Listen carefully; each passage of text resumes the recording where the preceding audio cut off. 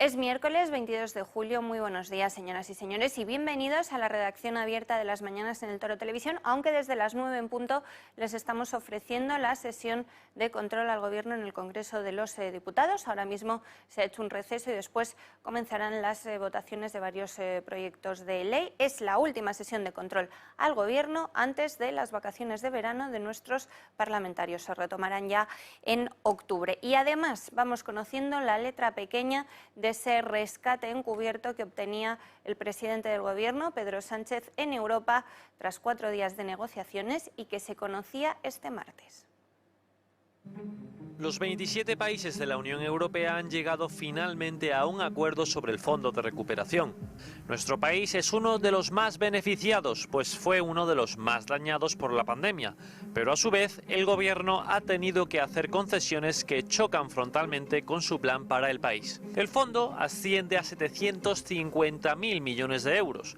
Muy a pesar de los países frugales que querían rebajar la cantidad en 50.000 millones. La financiación de la reconstrucción tendrá lugar mediante una emisión de deuda conjunta por parte de la Comisión Europea por un periodo de 3 años. El fondo consta de transferencias directas a fondo perdido por valor de 390.000 millones de euros y consta, por otra parte, de préstamos por valor de 360.000 millones de euros. La propuesta inicial era de 500 y 250.000 millones, respectivamente, pero en este apartado los frugales se han salido con la suya y han conseguido rebajar las transferencias a fondo perdido y aumentar los préstamos. De este dinero, nuestro país recibirá 140.000 millones, 72.700 por transferencia directa y el resto en préstamos, por lo que este dinero tendrá que ser devuelto. Y ojo, porque España tendrá que someterse a importantes reformas para recibir dichas cantidades. El apartado de las ayudas a cambio de reformas ha sido uno de los más controvertidos durante la cumbre. Finalmente, los planes de reformas nacionales tendrán que ser aprobados por los 27 países y los desembolsos dependerán de si dicho plan cumple los objetivos preestablecidos. Será la Comisión Europea la que evalúe. Sánchez dice estar contento con el pacto. No estamos satisfechos en transferencias al 100%, no estamos al 95%, bueno, pero esa es la negociación. En todo caso, son 140.000 millones de euros. Sin embargo, la negociación no ha salido como el Gobierno esperaba, pues la reducción de las transferencias directas a fondo perdido de 500 a 390.000 millones va totalmente en contra de lo que Sánchez sostenía en las negociaciones con el resto de los líderes. Así, España ha perdido unos 5.000 millones de euros. Un duro golpe más de Europa a Sánchez tras el fracaso de Calviño en la carrera por la presidencia del Eurogrupo. Además, ha ganado peso la cantidad en préstamo, cuando Sánchez prefería el fondo perdido, pues no tenía que ser devuelto.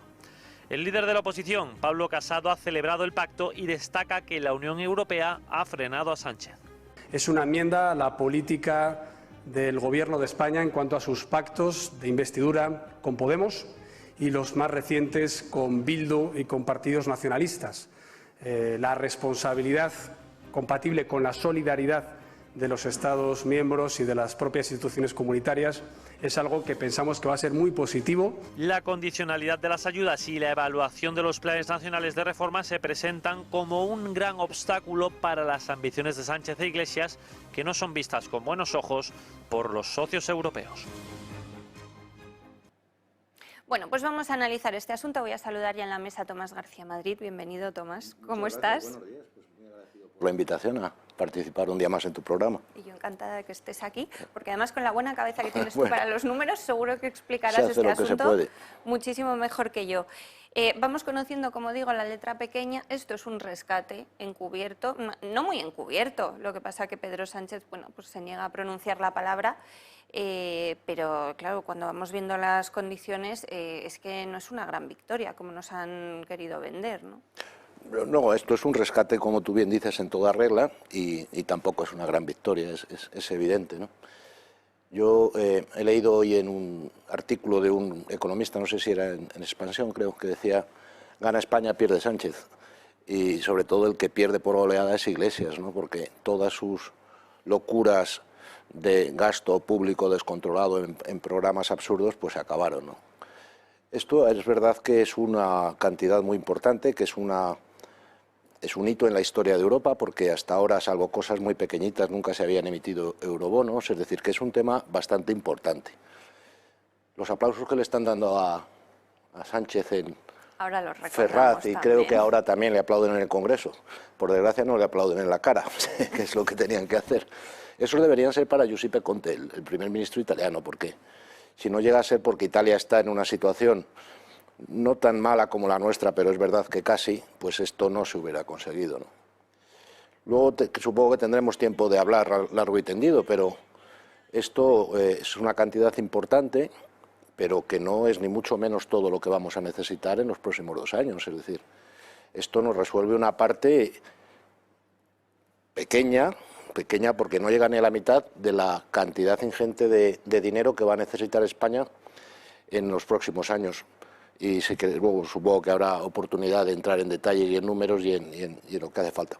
Para mí lo mejor de todo esto es que nos van a controlar, o van a controlar a esta pandilla que tenemos en el gobierno, los van a controlar y mucho, ¿no? Y no los van a controlar a posteriori, sino que es que tienen que preparar lo que se llama un plan de recuperación, que tiene que ser aprobado por la Comisión Europea, y hasta que eso no esté aprobado no se empieza a transferir los fondos.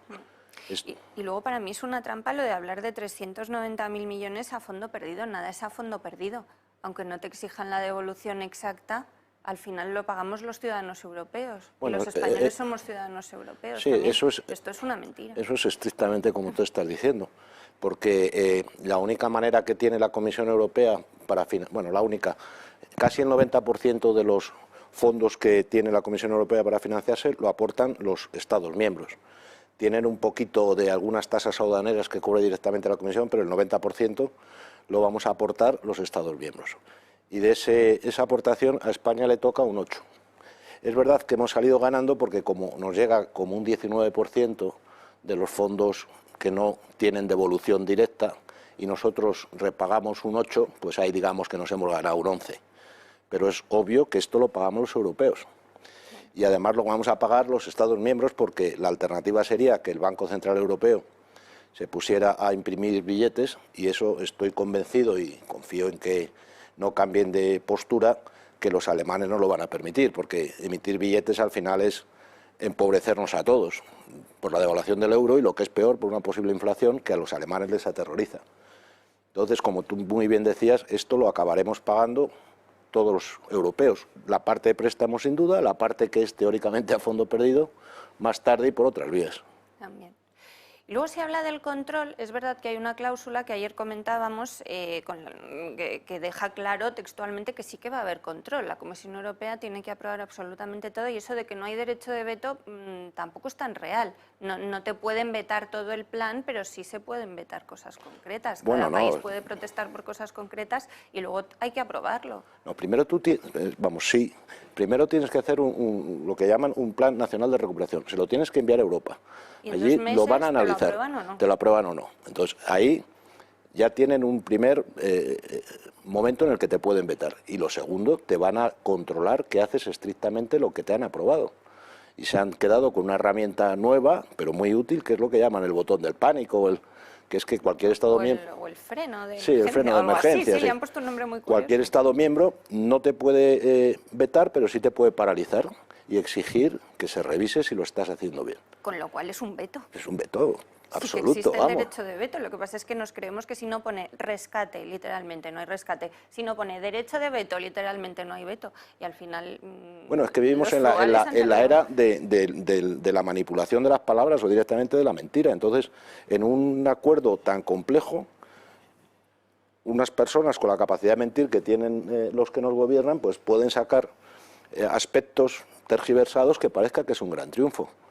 Yo creo que es un buen acuerdo, gracias a los italianos, ya lo he dicho, y sobre todo creo que es buenísimo para España que alguien fuera de nuestra clase política les controle a estos desgarramantes lo que van a hacer.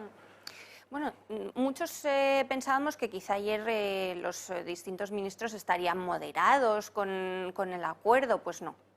Terminó el Consejo de Ministros y salieron ya a explicarnos cómo vamos a empezar a tirar el dinero. La primera fue la ministra de Exteriores, Arantxa González Laya, que explicaba cómo vamos a regalar 1.700 millones de euros a los países en desarrollo.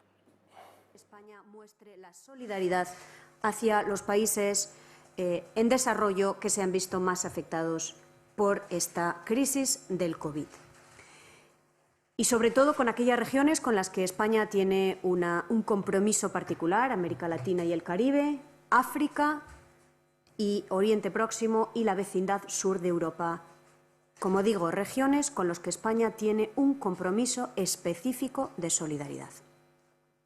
Esta respuesta española, que hemos querido reflejar en un pequeño documento, es el resultado de un gran esfuerzo de consenso en España, consenso entre el Gobierno, las comunidades autónomas, la Federación de Municipios, los entes locales, los sindicatos, las empresas, la universidad, las ONGs y los expertos. Como digo, un gran esfuerzo de consenso español en el que todos nos vamos a volcar en los próximos 2 años. Puede durar más si la pandemia dura más, pero nos damos este horizonte de 2 años en el que queremos movilizar 1.700 millones de euros para con los países terceros. Bueno, a nosotros nadie nos regala nada, pero según nos dan el rescate, lo que anunciamos es que empezamos a regalar nosotros. Bueno, estamos como para regalar. Es evidente, pero eso es una locura de esta señora. Está anunciando ahí un plan de 1.700 millones que dice que pretenden como si fuera el plan Marshall. Solo le ha faltado dar las gracias al presidente de la FIFA por su colaboración. Nada, todo eso, gracias a Dios, se ha acabado. Pero yo quería volver al tema de los importes. Parece que esto fueran 140.000 millones que nos regalan, además de tener cubiertas nuestras necesidades, como si nos hubiera tocado una lotería. Y es que no tiene nada que ver con eso. Mira, nosotros cada año, con crisis o sin crisis, tenemos en España que refinanciar como 130.000 millones de deuda. Tenemos que salir a pedir dinero para que nos lo den y repagar a los que sea hay que devolverla. Y ahora, con el déficit gigante que vamos a tener en los próximos años, solo en el 20, el 15% de déficit son 170.000 millones. Es decir, que en el primer año necesitamos como 300.000 millones, 130 de refinanciaciones y 170 de nuevo déficit. Nos están prestando o nos están regalando 140, no llega ni a la mitad. Pero luego viene el año siguiente, porque este programa que se ha aprobado cubre 3 años, 21, 22 y 23. El año siguiente volvemos a tener los 130.000 de refinanciación de deuda y aunque baje el déficit nos van a caer otros 100.000. Estamos hablando de que solo para mantener el Estado en funcionamiento en los próximos 2 años vamos a necesitar como medio billón. Aquí nos están facilitando 140.000. Está muy bien, es mucho, es un 28%. Pero es solo una parte, esto no es el bálsamo de Fierabras, como decía Don Quijote a Sancho Panza, que lo cura todo, ni mucho menos. Esto no es un balón de oxígeno muy importante, nos evita tener que convencer a prestamistas, a suscriptores de bonos, a 1 de cada 3 casi, porque ya nos lo facilita Europa, pero tenemos que seguir haciendo un esfuerzo para levantar los otros 360.000 millones que vamos a necesitar en el 21 y en el 22. El dinero, afortunadamente, nos lo van a mirar con lupa.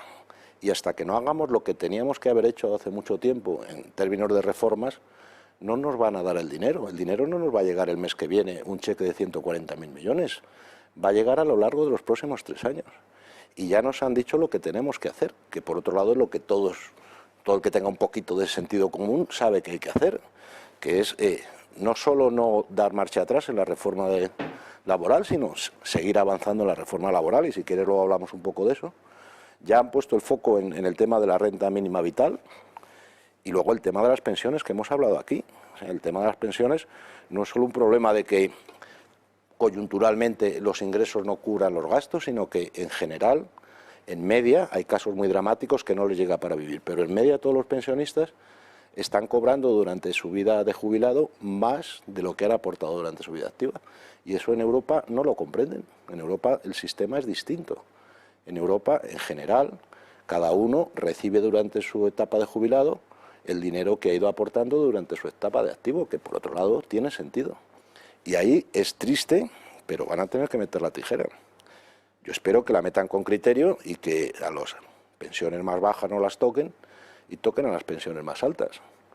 Pero eso también es injusto, porque el que tiene una pensión más alta es porque ha cotizado más. Ya, pero es que el sistema no se sostiene. Sí, es injusto, pero... Y luego además el Gobierno sigue, como decimos, intentando que el mensaje que cale es que no va a haber recortes. Es evidente que los va a haber, pero ayer la ministra de Hacienda hablaba de subidas de impuestos, pero de ningún recorte, en ningún caso. Y el vicepresidente segundo lo primero que hacía tras finalizar la cumbre era publicar el tuit que les vamos a enseñar. Lo escribía en inglés, Pablo Iglesias, ya sabemos que habla muy bien inglés, y lo que venía a decir es: el Fondo Social Europeo también sale reforzado. De los fondos presupuestados, al menos el 25% deberá destinarse a la inclusión social y la integración de personas migrantes. El 2% se destinará a combatir la pobreza material y el 10% irá a la lucha contra el desempleo juvenil. O sea, Pablo Iglesias quiere que de lo que nos van a dar, 35.000 millones automáticamente vayan para la inmigración. Pero eso simplemente se lo ha inventado. Mira, yo tengo aquí delante, al final hay 7 partidas, de las cuales hay una que es la más importante porque cubre el 90%, que es lo que llaman mecanismo de recuperación y resiliencia. Esos son 672.000 millones o 750. Pero hay una que dice migración. Le han asignado 0. O sea, eso Iglesias lo ha debido ver en alguna de las series que se pasa días y noches viendo y a lo mejor incluso es que no sabe lo que significa el 25%, lo habrá confundido con el 2,5%. O sea, no nos debemos preocupar por esas cosas. Afortunadamente, yo creo que Iglesias es un cadáver político, entonces yo creo que va a estar fastidiando y va a estar haciendo el mal hasta que mientras tenga esos 30 y tantos diputados que necesita Sánchez, pero cuando haya elecciones este tío pasa la historia, como es lógico. Entonces yo no me preocuparía mucho por lo que diga Iglesias. Además va a estar muy ocupado en los próximos meses yendo a los juzgados por los diferentes casos que tiene abiertos, no solo el caso Dina, que también está siguiendo tú aquí con tanto detalle, sino otros que están saliendo hoy en los periódicos de la famosa financiación de Venezuela y de Irán. Y que también les vamos a contar después, Sí. con Tomás y con María Montero. Bueno, hablabas, Tomás, del aplauso de los ministros a Sánchez. Vamos a volver a verlo, seguramente muchos espectadores ya lo habrán visto, cómo era recibido Pedro Sánchez a su llegada a Moncloa al volver de esta cumbre europea. Los ministros le hacían el pasillo, ahí lo estamos viendo, y le aplaudían. Les pedimos perdón por volver a ponerles las imágenes y hacerles pasar vergüenza ajena a todos los espectadores, pero es que, bueno, creo que merece la pena que las veamos. En las imágenes se observa cómo todos los ministros utilizan mascarilla, menos Irene Montero, que bueno, ya sabemos que ha pasado el coronavirus. Nadie respeta las distancias de seguridad. La verdad que nuestro gobierno es poco ejemplar en este asunto, pero bueno, hemos visto a Sánchez todo el fin de semana sin mascarilla, el único de todos los líderes europeos, mientras todos los demás se la dejaban puesta. O sea que bueno. Esto por un lado ayer. Y hoy, Tomás, llegaba, mira, aquí entraba en el Congreso Pedro Sánchez, le volvía a aplaudir el Partido Socialista.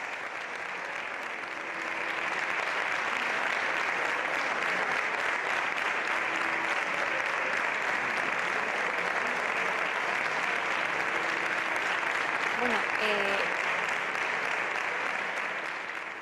aquí veíamos cómo le aplaudían, Carmen Calvo también aplaudiendo, llegaba Pablo Iglesias a su escaño tarde, no sé si era para no aplaudirle porque hasta él le daba vergüenza, pero es que se ha aplaudido él solo. Se ha aplaudido. A mí me da vergüenza ajena, como tú decías, me parece bochornoso y sobre todo cuando lo vean nuestros socios europeos van a pensar, estos tíos nos han engañado, porque Están contando mentiras. si están tan a nosotros contentos o a los y españoles. están aplaudiendo, tú imagínate que vas a pedir un crédito a un banco y cuando te lo dan te pones a hacer la ola y a decir viva, viva, viva, pero el director del banco se queda asustadísimo diciendo, este tío, ¿para qué me ha pedido el dinero que se pone tan contento? Pero bueno, bromas aparte. Es que tenemos un Congreso de todos modos que salvo un par de grupos parlamentarios, es que lo demás es que es una cosa de verdad, es deshecho de tienta todo. Ahí está, aplaudiéndose, encantado, sin pudor. Bueno, pues el hombre que se aplaude a sí mismo y se puso un notable cuando le preguntaron cómo valoraba su gestión de la crisis del coronavirus, hoy ha vuelto a presumir en la Cámara Baja y ha dicho que el acuerdo que ha conseguido para los españoles es histórico. Respondía así a una pregunta del líder de la oposición, de Pablo Casado. ¿Cómo valora la situación por la que atraviesan los españoles? La situación de los españoles es consecuencia de una pandemia inédita en la historia de la humanidad durante estos últimos 100 años. Es evidente que ellos han hecho con resistencia, con disciplina social y con moral de victoria. A nivel europeo, señoría, lo que hemos hecho ha sido lograr un gran acuerdo, un acuerdo histórico para la recuperación económica de nuestro país, no solamente para dar respuesta a la crisis del COVID, sino también para las transformaciones que necesita el país. Con más de humildad, señor Sánchez, que le hace falta que le hagan arrumar con los suyos para salvar la situación. Mire, España atraviesa una crisis brutal, con 4 millones de parados y ya con un centenar de focos del virus que ha causado la muerte a 40.000 compatriotas. Ante su inacción frente a los rebrotes, llevamos semanas diciendo que aplique la legislación en vigor para tener una coordinada respuesta eficaz sin tener que acudir otra vez al estado de alarma. Y frente a su pasividad ante la recesión, llevamos meses diciendo que ponga en marcha un plan nacional de reformas para bajar los costes fiscales, laborales, burocráticos, como hacen otros países, y para recuperar el empleo y el bienestar social. Enseguida comentamos esto, Tomás. Antes vamos a volver en directo al Congreso de los Diputados, donde, si no me equivoco, se van a votar las conclusiones de la Comisión de Reconstrucción, comisión que, saben, Vox abandonaba hace ya varias semanas.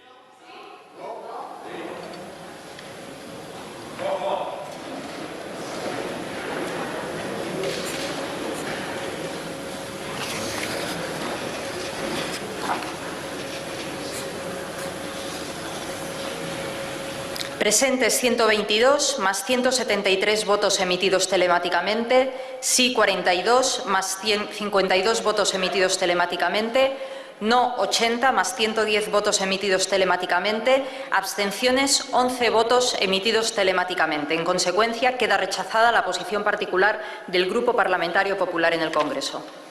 Posición particular número 2, Grupo Parlamentario Republicano. Comienza la votación.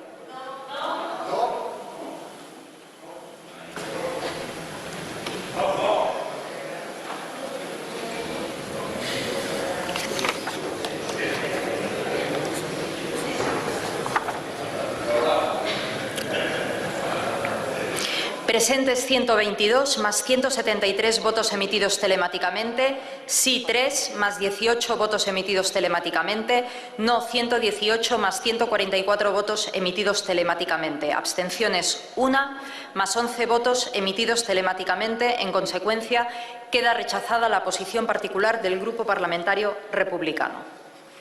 Posición particular número 3, Grupo Parlamentario Ciudadanos. Comienza la votación.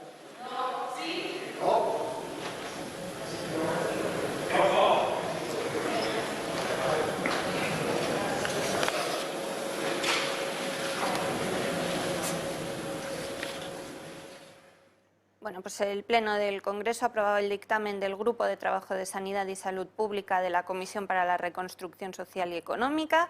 También se ha aprobado el dictamen del Grupo de Trabajo de Reactivación Económica de la Comisión para la Reconstrucción Social y Económica. Se rechazaba la posición particular del Partido Popular y también del Grupo Republicano. Yo creo que las abstenciones corresponden a Vox, que ya advertía ayer la diputada Macarena Olona que no esperasen el voto de Vox ni para aprobarlas ni para rechazarlas. Como abandonaron la comisión bastante acertadamente, para mi gusto, ¿no?, después de ver a Patxi López y a Enrique Santiago. Bueno, volviendo al rifirrafe que tenían Pedro Sánchez y Pablo Casado, Tomás, está verdaderamente encantado. Yo ya he llegado a un punto que no sé si nos miente o se miente cuando dice que lo que ha conseguido es un acuerdo histórico. Bueno, el mentiroso patológico como este al final no distingue la verdad de la mentira, eso es uno de los problemas. Tiene otro, que es que tiene que mentir continuamente. Pero yo quería hacer un comentario, no sé si te has fijado, que es una cosa que siempre pasa, había los portavoces o los comisarios políticos de cada grupo parlamentario levantan, cuando va a haber la votación, los dedos para indicar lo que deben votar. Es que el sistema parlamentario que tenemos en España, tal cual está concebido, es un puro paripé. Es decir, se pueden pasar semanas hablando en el Congreso, que digan lo que digan, al final se va a levantar el jefe de cada grupo y va a decir que vote lo que ha decidido el partido en su sede de Ferraz o de Génova. Es decir, eso es una prueba más, de todo, es sabido por todos, pero yo cada vez que la veo me enervo un poco. Mira, ahí se la ve a la persona, que no me atrevo a decir a la señora por si me llama sexista, a la persona con aspecto de señora que tiene las manos levantadas, está dando las instrucciones. Y Y lo de encantado consigo mismo de Sánchez, pues es un poco inevitable, porque como va de fracaso en fracaso, cualquier cosa en la que pueda sacar punta de que es un éxito grande o pequeño, pues tiene que aprovecharla, ¿no? Yo ahí, conociendo al personaje, no se lo reprocho mucho. Lo que sí pienso, y lo comentábamos antes de empezar, es que yo creo que lo de los 140.000 solo lo sabemos porque lo ha dicho Sánchez. Yo he estado mirando a ver si en algún sitio encontraba el reparto de esos fondos por país. En algún sitio me refiero a alguna página web de la Unión Europea, y no lo he encontrado. Y además pasa lo que tú comentabas, que si sumamos lo que va diciendo cada uno de los presidentes, sale mucho más de 750.000. Y sabiendo que Sánchez nunca dice la verdad, yo creo que va a ser cualquier cifra menos 140.000, puede ser más, menos, pero que esa no va a ser. Lo que no sabemos es si nos querrá mentir o si es que no se habrá enterado, porque como también veíamos esas imágenes, que él era el único líder que no llevaba papeles, sí, eso. Porque debe considerar que tiene tan buena cabeza que no tiene que llevar ninguna cifra, se las sabe todas. No, y hoy había también un artículo donde se dice que es que efectivamente estaba posando, porque él es diestro, y cogió el bolígrafo con la izquierda para que en la foto saliera como que era un tío muy aplicado. Se da cuenta algún periodista o articulista, o ambas cosas a la vez, que son muy sagaces, ¿no? Pero esa foto es demoledora, ¿eh? Es decir, una foto en donde todos los demás están con sus números delante, con sus propuestas, con tal, y él se presenta a pecho descubierto. Yo es que estoy convencido de que él ha ido a remolque de lo que ha hecho Giuseppe Conte, y yo creo que al final le tendremos que hacer un homenaje a Giuseppe Conte. Cuando sepamos los números definitivos. Cuando sepamos los números definitivos. Y hay otra cosa muy importante, que es que aplicar 140.000 millones en programas concretos necesita de un trabajo importante en cada uno de los ministerios. Esa era otra cosa que explicaba ayer Enrique Calvet: lo que no se gasta para lo que se ha otorgado hay que devolverlo. Sí, sí, claro. Y eso es un problema que tiene nuestro gobierno, bueno, que no sabe desarrollar luego la aplicación. Y siempre que ha gobernado la izquierda, aparte de lo que es puramente regalar dinero para cosas inútiles, cualquier cosa que exija una planificación, han sido incapaces. Acuérdate de la anciana aquella que estuvo de alcaldesa de Madrid, la abuelita diabólica, Carmena. Pues yo no sé si un 20 o un 30% del presupuesto fue incapaz de gastarlo. Y no es, cuando digo gasto, debería decir inversión, que cuando dices gasto dices que pues casi mejor que no lo gastes si es para regalarlo. Sí, fue incapaz de invertirlo. Y nosotros, el gobierno de España, tiene que poner en marcha programas concretos. Eso se entiende muy fácil si son inversiones. Si te dan dinero para hacer una autopista, tienes que hacer la autopista, tienes que hacer el proyecto, tienes que licitarlo, tienes que construirla. Y eso hace falta trabajar. Y estos señores no están muy acostumbrados. No sé si vas a poner hoy la agenda del vicepresidente segundo, pero me imagino... Sí, hoy tiene alguna cosa, ¿tiene la vamos alguna a cosa? poner también, sí. Ah, bueno. No mucha, ¿eh? Y no muy de acción de gobierno, sino más bien de él ir a contar sus cosas. Pero bueno, sí, la vamos a ver. Ah, bueno, claro, si metes en su agenda sus asuntos particulares, pues sí tendrá muchas cosas. Mira, venga, vamos a verla. Iba a ir a la pausa, pero vamos a ver la agenda. Hoy tiene Pablo Iglesias en agenda, por un lado, su intervención en el Congreso de los Diputados. Bueno, hoy claro. Sí, ahí después de Carmen Calvo viene él. Y por otro lado, los cursos de la Complutense en los que ya ha estado Irene Montero. ¿Qué va a contar en los cursos de la Complutense? Yo ni idea, si les digo la verdad, pero supongo que va a presumir de ese escudo social del que hoy ha hablado también en el Congreso, ahora se lo contamos, que yo no sé para quién ha llegado, pero para las personas de mi entorno no. Suponemos que para las del suyo, a lo mejor, no sé. Pero para los autónomos que yo conozco, a ni uno. Pero ese es el gran peligro de todo lo que sea subvenciones, que al final llegan a los que quiere que llegue el que las da. Que en muchos casos excluyen a los que no son de los suyos, y sobre todo estos sectarios, y en otros casos estarán dando subvenciones a gente que no la necesita. Eso es el problema de la renta mínima universal. Yo como concepto, en un país con una renta como la que tiene España y con un nivel de desarrollo, pues creo que no hay ningún español que deba morir de hambre por exagerar o vivir en la calle.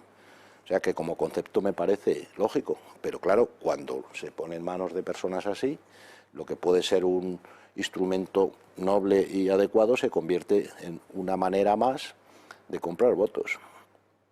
Y lo que va a hacer hoy en los cursos de verano la Complutense, como tú bien decías, nada tiene que ver con la acción del gobierno. Nada. Ahí puede ir él, o puede ir Casado como jefe de la oposición, o puede ir de acción de gobierno, Zinedine Zidane como entrenador del Madrid. Mira, iré haciendo una recopilación desde el día que empezamos, que fue el pasado viernes, y te diré los días que no tienen nada y los días que tiene algo que no tiene que ver con sus competencias de Agenda 2030 y servicios sociales. Y daremos los porcentajes dentro de unos meses a ver qué días ha trabajado efectivamente para el gobierno y para los españoles. De todos modos, es que los 5 ministerios de Podemos son todos... los han creado solo para darle la cartera y el nombre.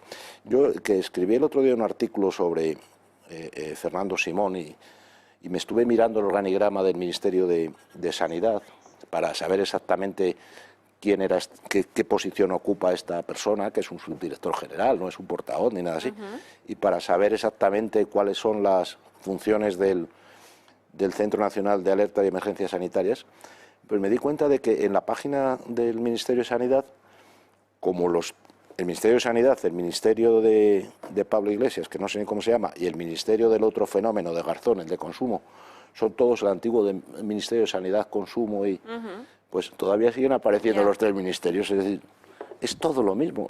Han creado ahí 2 ministerios, menos el de Trabajo, que lleva la otra señora que no sabía explicar lo que era un ERTE y lo que era un ERE, y le pedía ayuda al ministro de Seguridad Social. ¿Cómo se llama esta lumbrera? Yolanda Díaz. Ese sí es un ministerio que existía, pero los otros los han creado todos con antiguas secretarías de Estado que las han separado y todo eso.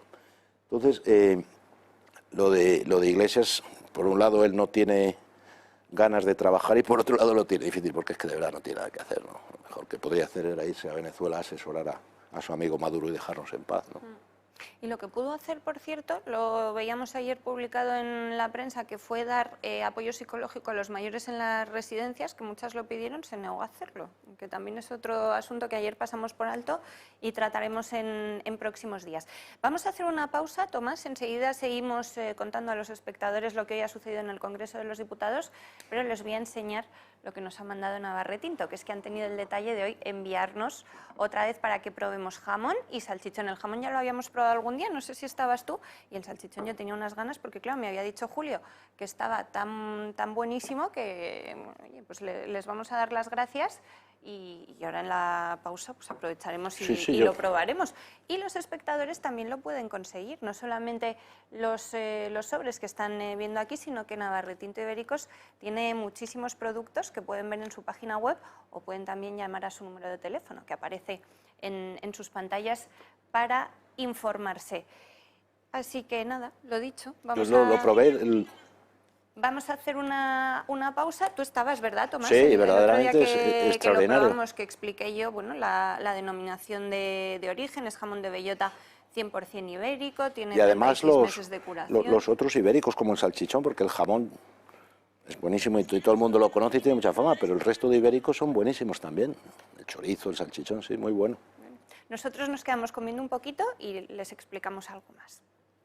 Hoy queremos hablarles de los jamones Navarretinto, cuya denominación oficial al amparo de la norma de calidad es de bellota 100% ibérico, mención exclusiva pata negra. A primera vista nuestro jamón se distingue por su color, la esbeltez, su caña fina y su pata negra, tal y como puede verse en la imagen. Atributos exclusivos de pureza racial. Aprovechamos también para comentarles algo tan importante como el contenido en hierro. El color rojo de nuestros productos ibéricos nos revela un alto contenido en hierro hemínico, mioglobina, y por lo tanto fácilmente asimilable, cuya disponibilidad es cerca de 10 veces mayor al no hemínico. Ello supone que la cantidad consumida habitualmente de jamón ibérico, entre 45 y 50 gramos, que corresponden a una ración compartida por 2 personas o las lonchas de un bocadillo, nos proporcione más del 30% de los 50 gramos de proteínas de alta calidad diarias y de los 10 miligramos de hierro que necesitamos incorporar a la dieta. Con absoluta garantía de satisfacción, Navarretinto entrega en su casa cualquier pedido en 24 o 48 horas. Llámenos al 91 625 0228 o bien a través de nuestra web www.navarretintoibéricos.com.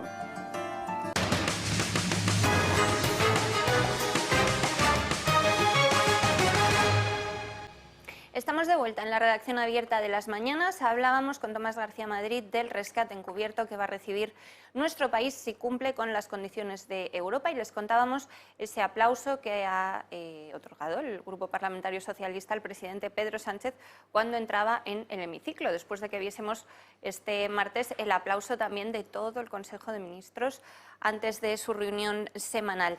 Y en el Congreso de los Diputados se han abordado, se pueden imaginar, más asuntos. La portavoz parlamentaria popular, Cayetana Álvarez de Toledo, preguntaba a la vicepresidenta primera, Carmen Calvo, por los ataques que está recibiendo la Corona por parte del propio Partido Socialista y especialmente de sus socios de Podemos. Señora Calvo, el domingo, Pere Aragonés, vicepresidente de la Generalidad y su socio de investidura, declaró lo siguiente: ¿qué es la monarquía borbónica sino una organización criminal? Tenemos que avanzar desde la República Catalana para hacer caer este régimen y esta monarquía. Ayer, con el voto de Esquerra, el Parlamento catalán pidió la abdicación de Felipe VI y la reprobación del señor Sánchez. Dígame, ¿piensa el Gobierno seguir cultivando el apoyo de partidos que atacan la Constitución? Usted me pregunta hoy expresamente por la defensa que hace este Gobierno de la Constitución. Le voy a tener que volver a recordar el artículo 111, las preguntas de control, y cómo usted se las salta. Y le voy a decir que es defenderla para nosotros, desarrollarla. Consiste en haber traído en apenas 6 meses de legislatura y atravesando esta pandemia una ley de cambio climático, una ley de educación, la subida del salario mínimo interprofesional, la implantación del ingreso mínimo vital, y haber decretado la alarma, artículo 116, contra su apoyo para poder proteger este país. Hábiles generando ruido sobre el rey, inútiles rastreando el virus. Por último, sus socios impugnan el consenso económico y social de los viejos pactos de la Moncloa. ¿Y qué hacen ustedes? Pactan con Bildu la derogación de la reforma laboral y ahora dicen que esa agenda radical es compatible con la ayuda de Europa. No lo es. No hay apoyo europeo para una agenda radical, como tampoco hay apoyo en España para una agenda de ruptura. Señora Calvo, acepten el principio de realidad, allí y aquí. Ahórrense sus campañas antimonárquicas. Para engendrar una república o una confederación hay que derogar la Constitución, y la Constitución no puede derogarse sin el apoyo del Partido Popular, y eso no ocurrirá jamás. Tomás, no sé qué te ha parecido la intervención de Álvarez de Toledo y también de Carmen Calvo. Se han mezclado varios temas, pero al final tiene razón en una cosa Álvarez de Toledo, y es que no hay apoyos para una agenda de ruptura ni en España ni en Europa, y eso lo hemos visto claro en los últimos 4 días. A mí de lo que hay en el PP, lo único que me parece aprovechable es Cayetana Álvarez de Toledo. No he dicho que me encante, pero bueno. Y la respuesta de Calvo es surrealista, porque es que le preguntan qué hora es y responde que qué tiempo hace. Es una cosa increíble. Yo les admiro mucho a los parlamentarios de la oposición, porque aguantar ese diálogo de tontos tiene mucho mérito. Es que la respuesta de esta señora diciendo que ellos desarrollan la Constitución y poniéndose a revisar las leyes que han aprobado desde que empezó la historia es una cosa ridícula. Que desarrollan la Constitución aprobando una ley de cambio climático, sí, sí. Además, que no tiene nada que ver con nuestra Constitución. A mí el ataque a la monarquía me parece una cosa peligrosísima. Yo tengo que decir que no soy un forofo de la dinastía borbónica, ni tampoco soy un forofo del ex rey Juan Carlos I, y creo que tengo derecho a no serlo, pero sí creo que en este momento hay que defender a la monarquía, te guste o no, porque la alternativa que pretenden esta gente es una república socialista bolivariana. Y eso es lo peor que nos podría pasar, independientemente de la opinión que cada uno tenga sobre la dinastía que nos gobierna, seguro que es mejor que la alternativa que buscan esta gente, ¿no? Y eso es un tema muy importante, porque empiezan con una cosa que parece anecdótica, que nadie da importancia. Empiezan con comentarios grotescos, pero claro, insisten, y al final, dentro de 3, 6 o 9 meses, ya es por todos aceptado que lo que decía el chalao de Puigdemont, que los Borbones son una organización criminal, porque lo hemos visto con otras cosas, lo hemos visto con la Ley de Memoria Histórica, que a base de repetir mentiras han sido capaces de que una parte importante de la población se crea la historia que ellos presentan, que es justo la contraria de lo que ocurrió, ¿no? Y con esto puede pasar lo mismo. Como no les paren los pies, y en ese sentido creo que hace bien Cayetana Álvarez de Toledo en preguntarles sobre eso, y les dejen seguir eructando tonterías, no son maldades de ese tipo, pues podemos tener un problema como el que tuvimos en el año 1931, vamos. Yo creo que lo que tú comentabas le pasa a una parte muy importante de los españoles, que no es que sean monárquicos especialmente, pero que se dan cuenta de que con Podemos no se puede reformar la Constitución para cambiar de sistema parlamentario, porque efectivamente vamos a una cosa muy tremenda, a ser unos bolivarianos. Lo que pasa es que esta Constitución que nos dieron, yo imagino que con su mejor voluntad los padres constituyentes, yo creo que es cuestión de tiempo y no mucho tiempo que tengamos que reformarla de verdad muy en profundidad, porque yo creo que con esta Constitución no vamos a ningún sitio. A más desigualdades entre bueno, regiones, es una de todo el tema de las autonomías ha sido un fracaso, se ha ido de las manos de lo que pudieran pensar los que lo diseñaron. El tema de la separación de poderes en España no existe, y con la Constitución que tenemos, donde al Consejo General del Poder Judicial le nombran los partidos, donde el Parlamento funciona como hemos visto, levantándose o sea, lo que pasa es que no se puede cambiar nada cuando están alrededor esta gentuza que van a aprovechar la oportunidad no para mejorar, sino para empeorar, ¿no? Bueno, y el vicepresidente Pablo Iglesias ha sido interpelado por el número 2 de los populares, por Teodoro García Egea. Yo no sé por qué no ponen a Cayetana Álvarez de Toledo a preguntar a Iglesias, que es la que de verdad le saca de quicio, y así le vemos en todo su esplendor. Pero bueno, vean lo que ha contestado Iglesias cuando le han preguntado si hace autocrítica de su gestión. Señor Iglesias, señor Sánchez, Schuman, Monet y Adenauer eran del Partido Popular, como Casado. España entera está expectante para ver a quién traiciona usted antes, si a sus socios o a Europa, y entonces no sabemos quién va a ser el que aplauda. Señor Iglesias, su paso por el Gobierno ha tenido una finalidad: comprobar que usted es un fraude, porque vino a regenerar la política y ha acabado usted siendo el emperador de las cloacas. Los gallegos y los vascos han hecho el balance de su gestión. Los resultados han sido malos para el Partido Socialista y pésimos para Podemos. Y ya que es usted tanto de tarjeta, pues en Galicia le han sacado la tarjeta roja. Cierre al salir, señor Iglesias. Según la Universidad de Cambridge, ustedes son el gobierno que peor ha gestionado la pandemia. ¿Crispa la Universidad de Cambridge? Anímese, don Teodoro, que le veo a usted hoy más apagado que frecuentemente. Esta crisis está siendo una cura de humildad para todos, para este Gobierno también.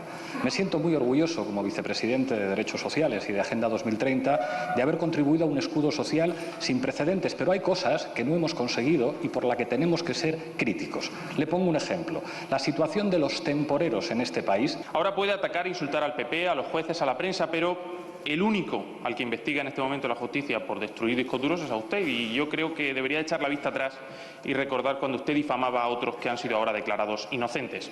Señor Iglesias, usted se queja de que en Europa no se fían de su gobierno. Se han quejado amargamente, pero claro, es que en Europa no hay un vicepresidente que haya robado la tarjeta de un móvil, que la haya escondido durante varios meses y ahora esté siendo investigado por la justicia. Por tanto, lo normal en Europa es pedir el número de teléfono, no robar la tarjeta del móvil. Bueno, no ha sido García Egea el único que ha sacado este asunto en el Congreso, también lo ha hecho Macarena Olona, pero lo veremos dentro de un ratito. Pero dice que él se ha llevado una cura de humildad y se queda tan tranquilo. Me ha llamado la atención que le dice claramente que él robó la tarjeta. Eso es una novedad. O sea, le ha acusado por dos veces de que él fue el que robó la tarjeta a la señora esta, por llamarla algo. No, la verdad es que ahora ya Iglesias es un objetivo facilísimo, porque es que tiene tantas cosas que cualquiera que tenga un poquito de facilidad para la palabra es que le puede machacar. Lo que pasa es que le encaja mucho, como no tiene vergüenza, le da igual lo que le digan. Una cura de humildad ha sido desgraciadamente para los 50.000 que se han ido al otro barrio. Eso sí que es una cura de humildad, y para las familias que están destrozadas sentimentalmente y algunas económicamente porque dependían del difunto, ¿no? Eso es lo que sí ha sido una cura de humildad para toda la sociedad, ver cómo hemos sido capaces de dejar abandonados a 400.000 ancianos que viven en geriátricos y que ha fallecido uno de cada 20. Eso es una cura de humildad de nuestra debilidad como seres humanos, ¿no? Hay más de 41.000 bajas en las pensiones y en las pensiones de viudedad en los últimos meses. O sea que ya vamos empezando a cuadrar las cifras. Y es que todo, si al final sí es que todo cuadra, es cuestión de tiempo. Y más en una sociedad como la actual, donde la información fluye a toda velocidad y donde se cruzan datos y donde todo el mundo tiene acceso a la información. Aquí ha habido 50.000 muertos y de esos 50.000, pues 42 o 43.000 son personas de más de 70 años, y de esos 40 y tantos mil, 20 y tantos mil son residentes en geriátricos, son residencias, y perdón por la redundancia. Porque además lo que yo he contado aquí tantas veces del Momo, de que el Momo solo cubre el 93, tengo que reconocer que el viernes me entró la duda, pero el Momo funciona muy bien y tiene una página, una dirección de email donde puedes consultar, y lo pregunté expresamente, oiga, ¿Ah, sí? Sí, porque ya digo, a ver si soy yo que estoy aquí empeñado con esto y soy el único. Y les pregunté y me dijeron que sí, que efectivamente, que solo se refiere al 93, es decir, los datos del Momo, los 44.000 y pico, automáticamente hay que dividirlos entre 0,93 para entenderlos. Nos vamos a los 50.000, esa es la cifra. Es una cosa dramática. Son casi 1.100, 1.087 por cada millón de habitantes, 4 veces lo que tiene nuestros socios de la Unión Europea. Es decir, bueno, no quiero volver a temas que ya hemos hablado, pero es que de verdad es tan grave y tan, no, pero es que mucha tan gente triste sigue que... poniendo de ejemplo. A mí el pasado lunes me lo decía un conocido, que el que está gestionando peor la pandemia es Donald Trump. Pues sus datos No, bueno, Donald Trump tiene... porcentuales son mucho mejores. Sí, en que términos los nuestros. de muertos por millón de habitantes, tiene algo más de la tercera parte que nosotros. No sé si son... no creo que llegue a 400. Es claro, la progresía está... Solo se fijan en lo que hace Trump, lo que hace Bolsonaro y lo que hace Orbán. Y en este caso, desgraciadamente para nosotros, no hay discusión, porque los números son los que son, ahí no puedes manipular. Y nunca piensan en la otra cara de la moneda, que es en el destrozo que han hecho en la economía. Que yo sé que no se puede hacer en inglés le llaman trade-off, entre fallecidos y economía, pero que no te puedes mirar solo uno de los dos lados de la balanza, porque se puede ir a la ruina del resto, y al final también es muerte, si no muerte física, muerte económica y muerte civil, ¿no? Pues sí, seguimos conociendo datos muy negativos en este sentido. Tenemos que hablar de lo que está pasando en la hostelería, porque si el ritmo de destrucción de empleos en este sector sigue como estamos viendo en las últimas semanas, nos podríamos encontrar a finales de año con una pérdida de más de 1 millón de empleos, tanto directamente del sector de la hostelería como de sectores adyacentes. El país se encuentra completamente inmerso en el verano. Mientras muchas personas ya aprovechan sus vacaciones, otras aún planean cómo disfrutarán de un periodo estival muy atípico por el miedo a posibles rebrotes cada día más en aumento. Preferiría quedarme por aquí, no muy lejos, sobre todo por esto del coronavirus. Creo que hay que tener un poco de cuidado. Este verano tenía pensado irme de vacaciones más fuera de España, viajar, pero por el tema ahora del coronavirus no me fío. Trabajadores del sector de la hostelería solo ven pesimismo en el horizonte de esta temporada. Hombre, comparación el año pasado y cualquier otro año que tengamos histórico, seguramente sí. Que la gente pueda estar tranquila, que las medidas de seguridad sanitarias en los hoteles y en los restaurantes ya han sido siempre muy altas, incluso antes de la COVID, y ahora todavía más. Desde mi punto de vista creo que sí, porque la gente vive con miedo al final. No sabemos cómo va a tirar esto, si va a haber un rebrote, si no. El sector estima un descenso de 65.000 establecimientos hosteleros en 2020, mientras prevé que la pérdida de empleo ronde los 90.000 y los 1,1 millones de puestos de trabajo entre directos e indirectos. En estos momentos 40.000 negocios ya han echado el cierre y se prevé que 25.000 más lo hagan a final de año. Y en caso de que empeore la crisis sanitaria, el escenario es mucho peor. Podría verse afectada la supervivencia de hasta 85.000 establecimientos, según datos de la plataforma Juntos con la Hostelería. Además, casi el 20% de los negocios no ha abierto sus puertas desde que terminara el estado de alarma el pasado 21 de junio. En cuanto a la afluencia, la mayoría ha notado un descenso de entre un 50 y un 75% de comensales. En cuanto a la recuperación, la mayoría de los empresarios, casi el 46%, la sitúa en cifras anteriores a la crisis en 2022 y cerca del 20% en 2023. Este verano se presenta muy diferente a los anteriores, con la cautela y el miedo como una de sus principales bases. Pues es que han echado el cierre ya 65.000 negocios de hostelería, 40.000, perdona, y se prevé que puedan llegar a 65.000 a finales de año. Es que al decir cifras así, pues quizá no se entienden muy bien, pero es Pero se entiende bien cuando se habla de desempleo, porque eso es lo que entiende todo el mundo, y es de verdad al final el impacto más doloroso, el desempleo, ¿no? Pero es que el sector de la hostelería, al igual que el del pequeño comercio, son los que están sufriendo más directamente toda la situación. Porque además en este caso a una crisis económica muy grande que les afecta también mucho a ellos, pues se junta lo que decía alguna de las personas que han sido entrevistadas, que es que están cambiando un poco los hábitos de vida y de consumo. La gente le da miedo ir a los bares y a locales cerrados.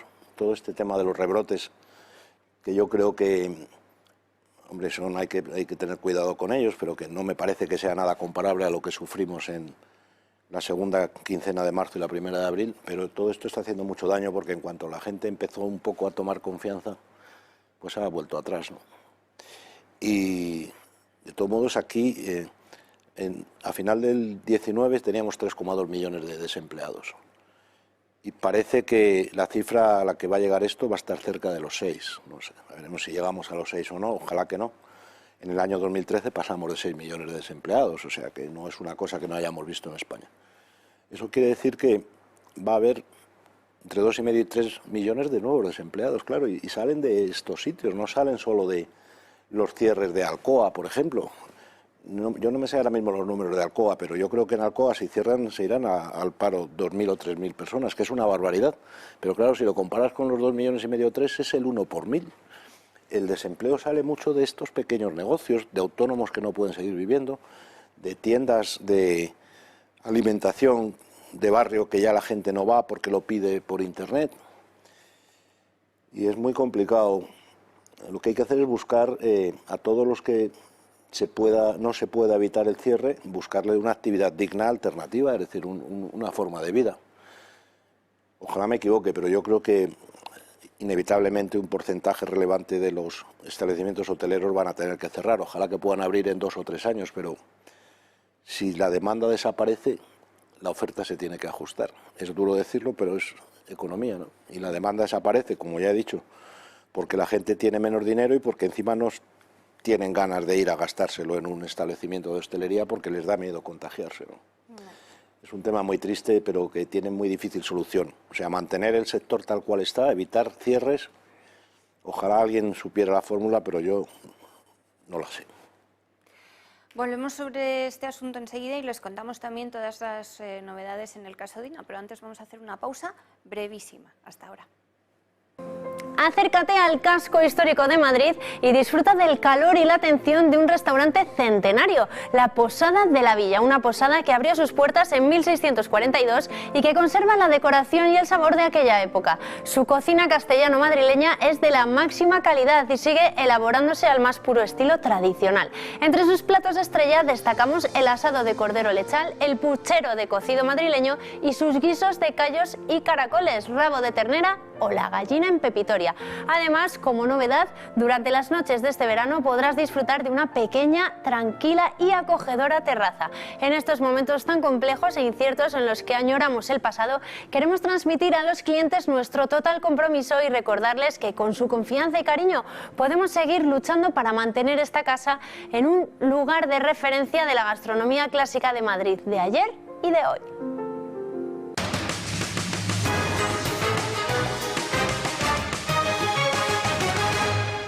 Ya estamos de vuelta, hablábamos antes de la pausa de la pérdida de empleos que se va a producir en el sector de la hostelería, que como ni remonta la hostelería ni remonta el turismo, como está siendo un verano extraño, triste, sin consumo, sin turistas y la difícil solución sobre todo, ¿no? Sí, ojalá solo sea el verano y ojalá en septiembre las cosas vuelvan a parecerse a lo que era antes de este drama, ¿no? Pero el turismo también le va a costar muchísimo que vuelvan sobre todo el turismo en España son europeos. Y claro, estando otra vez casi en la cola de nuevo del impacto de la pandemia con los rebrotes en Europa, pues el que estuviera pensando después de mucho tiempo de considerar si se atrevía o no venir a España y ahora se entera de eso, es un tema muy complicado, sí.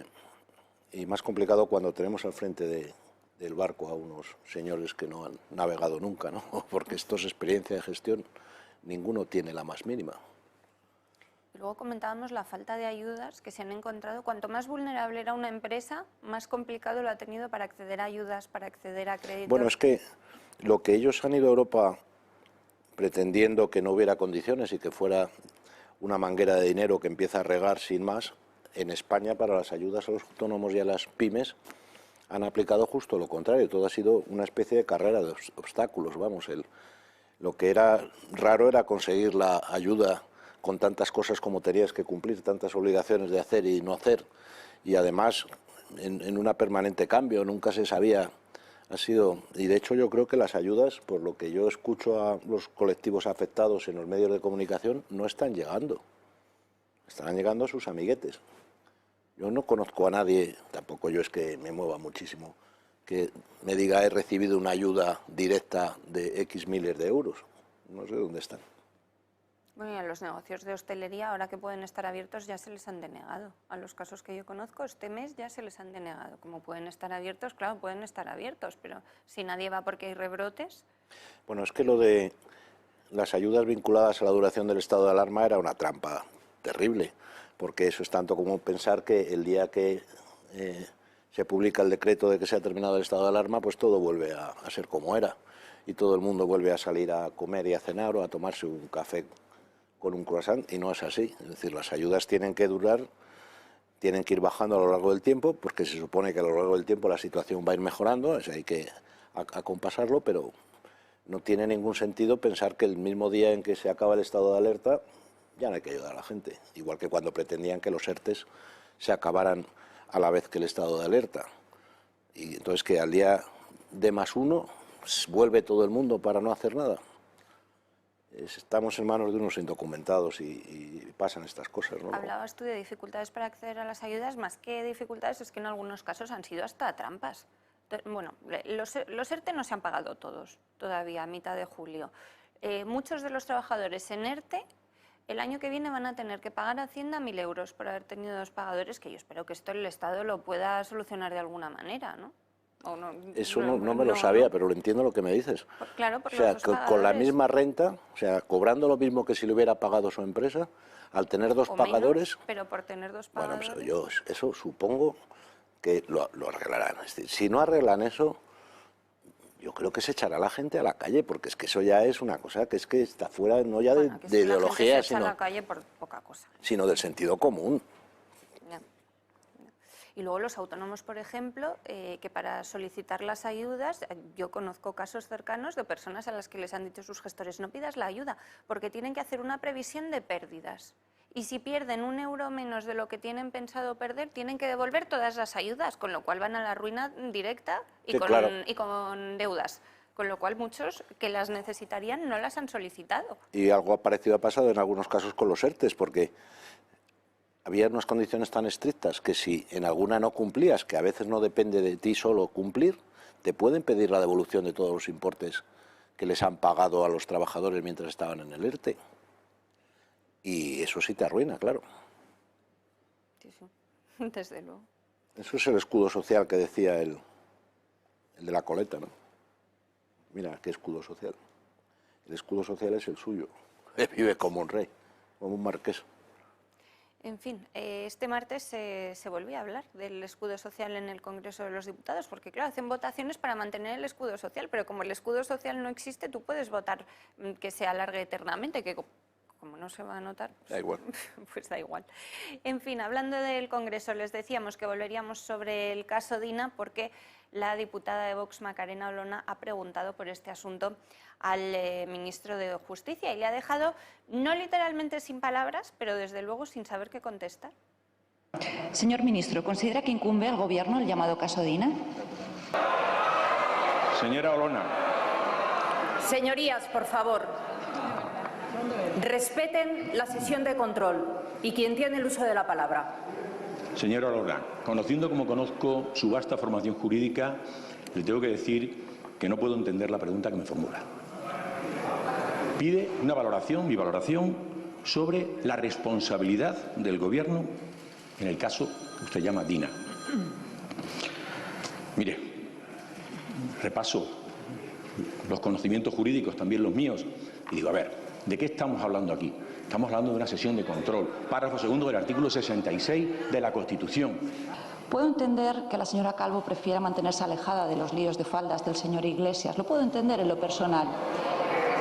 Pero la realidad es que un miembro del Gobierno, nada más y nada menos que el vicepresidente segundo, está a las puertas de una imputación. Y la obligación de la vicepresidenta primera es rendir cuentas ante esta Cámara y no esconderse detrás de ningún ministro. Dicho sea con el debido respeto, señor ministro de Justicia. Ya voy con usted. Las informaciones que estamos conociendo en torno al caso Dina, que no lo denomino yo, lo denomina así en los medios de comunicación y la propia Audiencia Nacional, sitúan a Podemos y más específicamente a su vicepresidente segundo en una ciénaga hedionda, en un lodazal del que este Gobierno no puede sustraerse con su silencio y mucho menos con sus evasivas, porque lo hacen cómplice y abrazan esas cloacas a las que se refería el señor Teodoro. Los españoles necesitan respuestas, señor ministro, y su obligación, la obligación de este Gobierno, no la suya personal, es proporcionárselas. ¿Comparten las declaraciones del señor Iglesias cuando critica la decisión que ha adoptado la Audiencia Nacional de retirarle la condición de perjudicado en el caso Dina?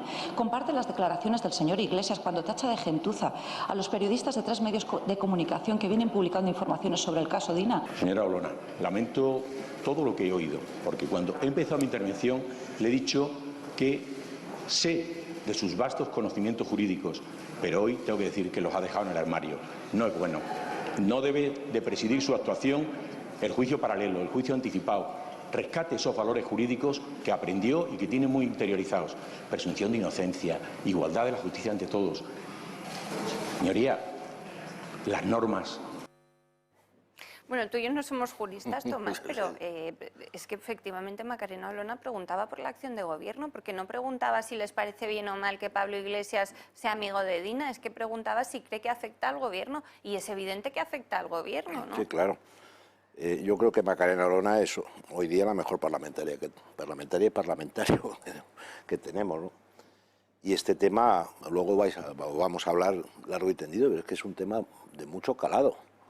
Y ella le ha preguntado, muy bien preguntado, en la primera pregunta, no le ha dicho si era responsabilidad del gobierno, le ha dicho si le incumbía al gobierno. Lo que pasa es que estos son muy simples, porque siempre saben que la primera pregunta es solo el caramelo que le ponen, y aún así el tonto de él se extiende, porque la primera pregunta la tienes que contestar lo más breve posible, porque cuando te van a meter el rejonazo es en la segunda, y guardártelo para tu respuesta, que eres el último.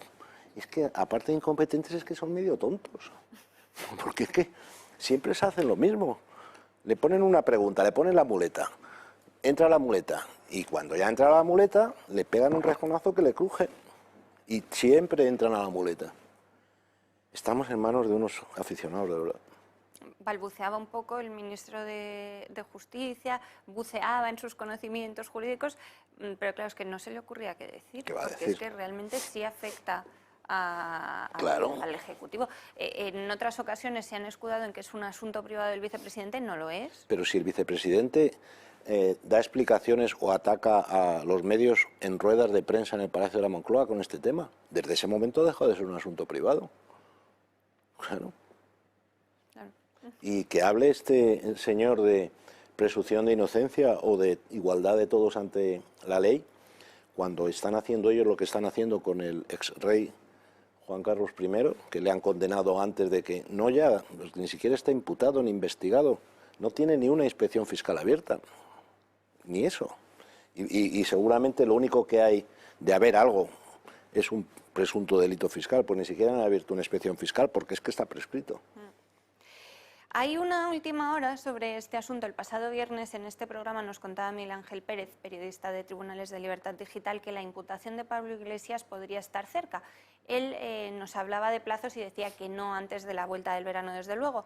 Pero la última hora que les vamos a contar, bueno, afecta de alguna manera a estos plazos. Y es que ya pueden leer en Confilegal que un magistrado de Madrid investiga una denuncia por malversación contra miembros de Podemos presentada por el abogado despedido. El abogado despedido es José Manuel Calvente. Calvente ha sido citado para el próximo 29 de julio. El 15 de septiembre el juez ha citado a Mónica Carmona y Gloria Elizo, otras 2 abogadas de la formación. Ha sido el magistrado titular del Juzgado de Instrucción número 42 de Madrid, Juan José Escalonilla, quien ha tramitado una denuncia presentada por José Manuel Calvente, el abogado despedido de Podemos el año pasado, contra miembros del partido por supuestos delitos de malversación y administración desleal. Calvente presentó la denuncia en Martorell, Barcelona, pero un juzgado se inhibió en favor de los juzgados de Plaza de Castilla de Madrid. Este magistrado ha abierto diligencias y ha citado, como decimos, a Calvente para el próximo 29 de julio para que se ratifique en la denuncia, y a las abogadas de Podemos, Mónica Carmona y Gloria Lizo, el próximo 15 de septiembre. Entonces ya la cosa se va acercando un poco. Esta noticia es de Rosalina Moreno.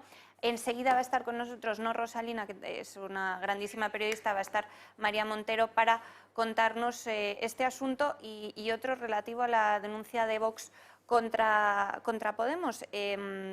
Bueno, se van acercando los plazos de alguna manera, porque el 29 de este mes, o sea, en 2 semanas justamente, ya sabremos qué declara José Manuel Calvente. Era una de las claves de este caso, como nos había adelantado María en otras ocasiones. Además, Calvente es el jefe jurídico de Podemos despedido por supuestamente acosar a Marta Flor, pero luego no se presentó ninguna denuncia contra él, sino que él presentó contra el partido, bueno, pues por la manera de llevar a cabo el despido. Él, recordemos que era el que había apartado a la letrada Marta Flor, por esas relaciones un poco inconvenientes con el fiscal. Veremos lo que cuenta. Su declaración es muy importante, en este caso.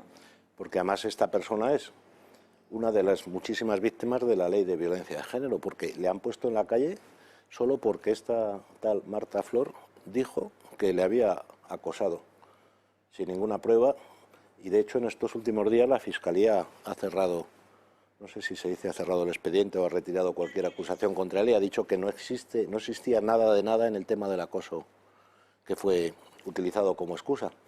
Y ahora lo que pasa es que este pobre hombre, bueno, pobre hombre o no pobre hombre, esta persona, porque vamos, siendo abogado de Podemos no creo que sea un pobre hombre, pero esta persona se ha quedado en la calle. En el fondo ha probado de su propia medicina. Y la justicia es como una serpiente la boa, ¿sabes? Que te engancha un pie y va apretando poco a poco, tú casi no te vas dando cuenta de que te va apretando. Llega un momento en que ya te ha rodeado todo el cuerpo y pega el apretón definitivo. A Iglesias ya le ha cogido García Castellón. García Castellón irá más deprisa, más despacio. Pero yo creo que García Castellón, con lo que aparece en los medios que va sabiendo de todo este caso, por lo menos va a intentar que el Supremo le impute. Porque además es que los delitos o presuntos delitos que ha cometido son, yo creo que los que a un juez le cabrean más, porque es que es falso testimonio, tomar el pelo, claro, para fraude procesal, medida. simulación de delito, es decir, es abusar de la buena fe o intentar engañar al juez. Eso ya es meterte en la boca del lobo, y además García Castellón no se anda con chiquitas. O sea, yo creo que otra cosa es que el Supremo admita o no el paso a ser investigado, porque imputado ahora yo creo que ya no existe, eres investigado y luego en su caso acusado, ¿no? Pero que García Castellón lo va a intentar, yo creo que seguro. Ahora, eso sí, eso en la justicia desgraciadamente todo es lento y todo lleva tiempo. Ya. Bueno, no vamos a dejar este asunto ni mucho menos, porque hay muchos otros titulares que afectan a la formación morada, a Podemos. Interesante también lo que publica el diario El Mundo esta mañana, pero antes voy a saludar a Mariela de Ulloa. Mariela, muy buenos días. Hola. ¿Qué tal? ¿Cómo estás? Pues nada, aquí desde Valencia para contar las nuevas tropelías que han hecho esta semana. Eso iba a decir, para retomar esta vuelta, ¿no? Que sí. Habíamos tenido que dejar tu sección, Mariela, aparcada durante la crisis del coronavirus, pero el pasado viernes, bueno, pues comenzabas ya a contarnos algunas de las noticias que no están teniendo demasiada repercusión en el resto de España, que afectan a la Comunidad Valenciana, porque yo, como les dije a los espectadores, además, desde lo que me toca en la redacción abierta, intentaré que no pase lo que nos ocurre siempre, que es que todo el mundo en toda España conoce todos los grandes titulares de corrupción que afectan a la Comunidad de Madrid, y en cambio nosotros pues o no conocemos el caso Unión, que afecta a Canarias y que ahora empezamos a conocerlo por la relación con el fiscal Estampa, o por ejemplo lo que ocurre en Valencia con las empresas de la familia de Ximo Puig, con el fomento del catalán en la comunidad. Mariela, y es por aquí por donde vamos a empezar, si no me equivoco, ¿no? Sí, porque mi intervención de la semana pasada pues tuvo bastante repercusión, y entonces quería poner algunos tweets de valencianos pues que han tuiteado al respecto, haciendo algunas aportaciones interesantes. Pues vamos a empezar a verlos, si te Vale. parece. El primero de ellos es de Amparo Blay, creo. Enseguida Sí, Amparo Blay, que es la tuitera valenciana por excelencia, una luchadora incansable, y entonces ella pues denuncia pues eso de que estamos recogiendo los frutos, que esto no es de ahora, esto se ha venido plantando durante 20 años y ahora por desgracia pues estamos recogiendo los frutos de toda la mala semilla que se ha ido plantando en colegios, en instituciones, regando dinero desde la Generalitat de Cataluña y, por ejemplo, Ximo Puig, toda su familia está en el negocio de las empresas catalanistas, ¿no? Entonces, cuando riega a su familia de dinero, en realidad está dando dinero al catalán, ¿no? O sea, está todo interconexionado. Claro. Mariela, tú me habías contado hace unos meses, se me olvidó contarlo el viernes y luego me acordé y dije, esto creo que puede ser muy interesante. Tú me habías comentado cómo en los colegios, en la Comunidad Valenciana, se está incluso diciendo a los niños, luego lo contarás tú con más detalle, que cuando oigan a sus abuelos o a sus padres decir una u otra palabra, si la dicen en valenciano tradicional y no en catalán, tienen que corregirles y decirles que eso está mal dicho, ¿no? Exacto, se le dice a los... Bueno, uno de los tweets es de un señor que fue profesor en un colegio y denuncia eso, ¿no? Cómo se sustituyen las palabras valencianas por catalanas y luego incluso a los niños, claro, como ellos en casa desde pequeñitos han aprendido el valenciano, pues se les dice, no, eso está mal. Y cuando vayas a casa, si el abuelito, porque claro, se fijan más en los abuelos, ¿no? Que son, porque muchas veces los padres, si son jóvenes, ya han recibido el adoctrinamiento catalán, Claro. entonces ya hablan catalán. Pero los que hablan mejor el valenciano. El abuelito o la abuelita, cuando te diga esta palabra, esto está mal dicho, tienes que corregirlo y decirle, no, abuelito, correctamente se dice así, y se lo dices en catalán. Entonces, claro, los abuelos, pues imagínate, montan en cólera porque eso es tremendo. Ya, desde luego.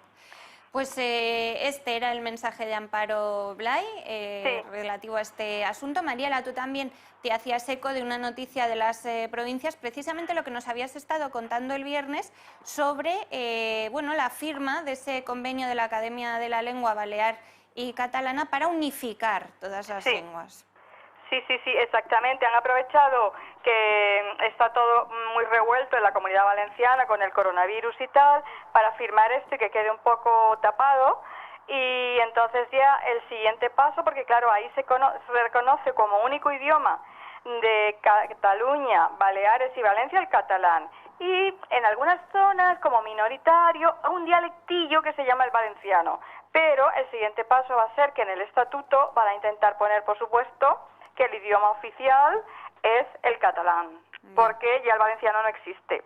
Y este es otro tuit de JC, donde él denuncia pues que en realidad el partido de Mónica Oltra es la CUP en Valencia. No es ni otra cosa, es sencillamente la CUP, porque Compromís es la rama de los nacionalistas radicales catalanes en Valencia.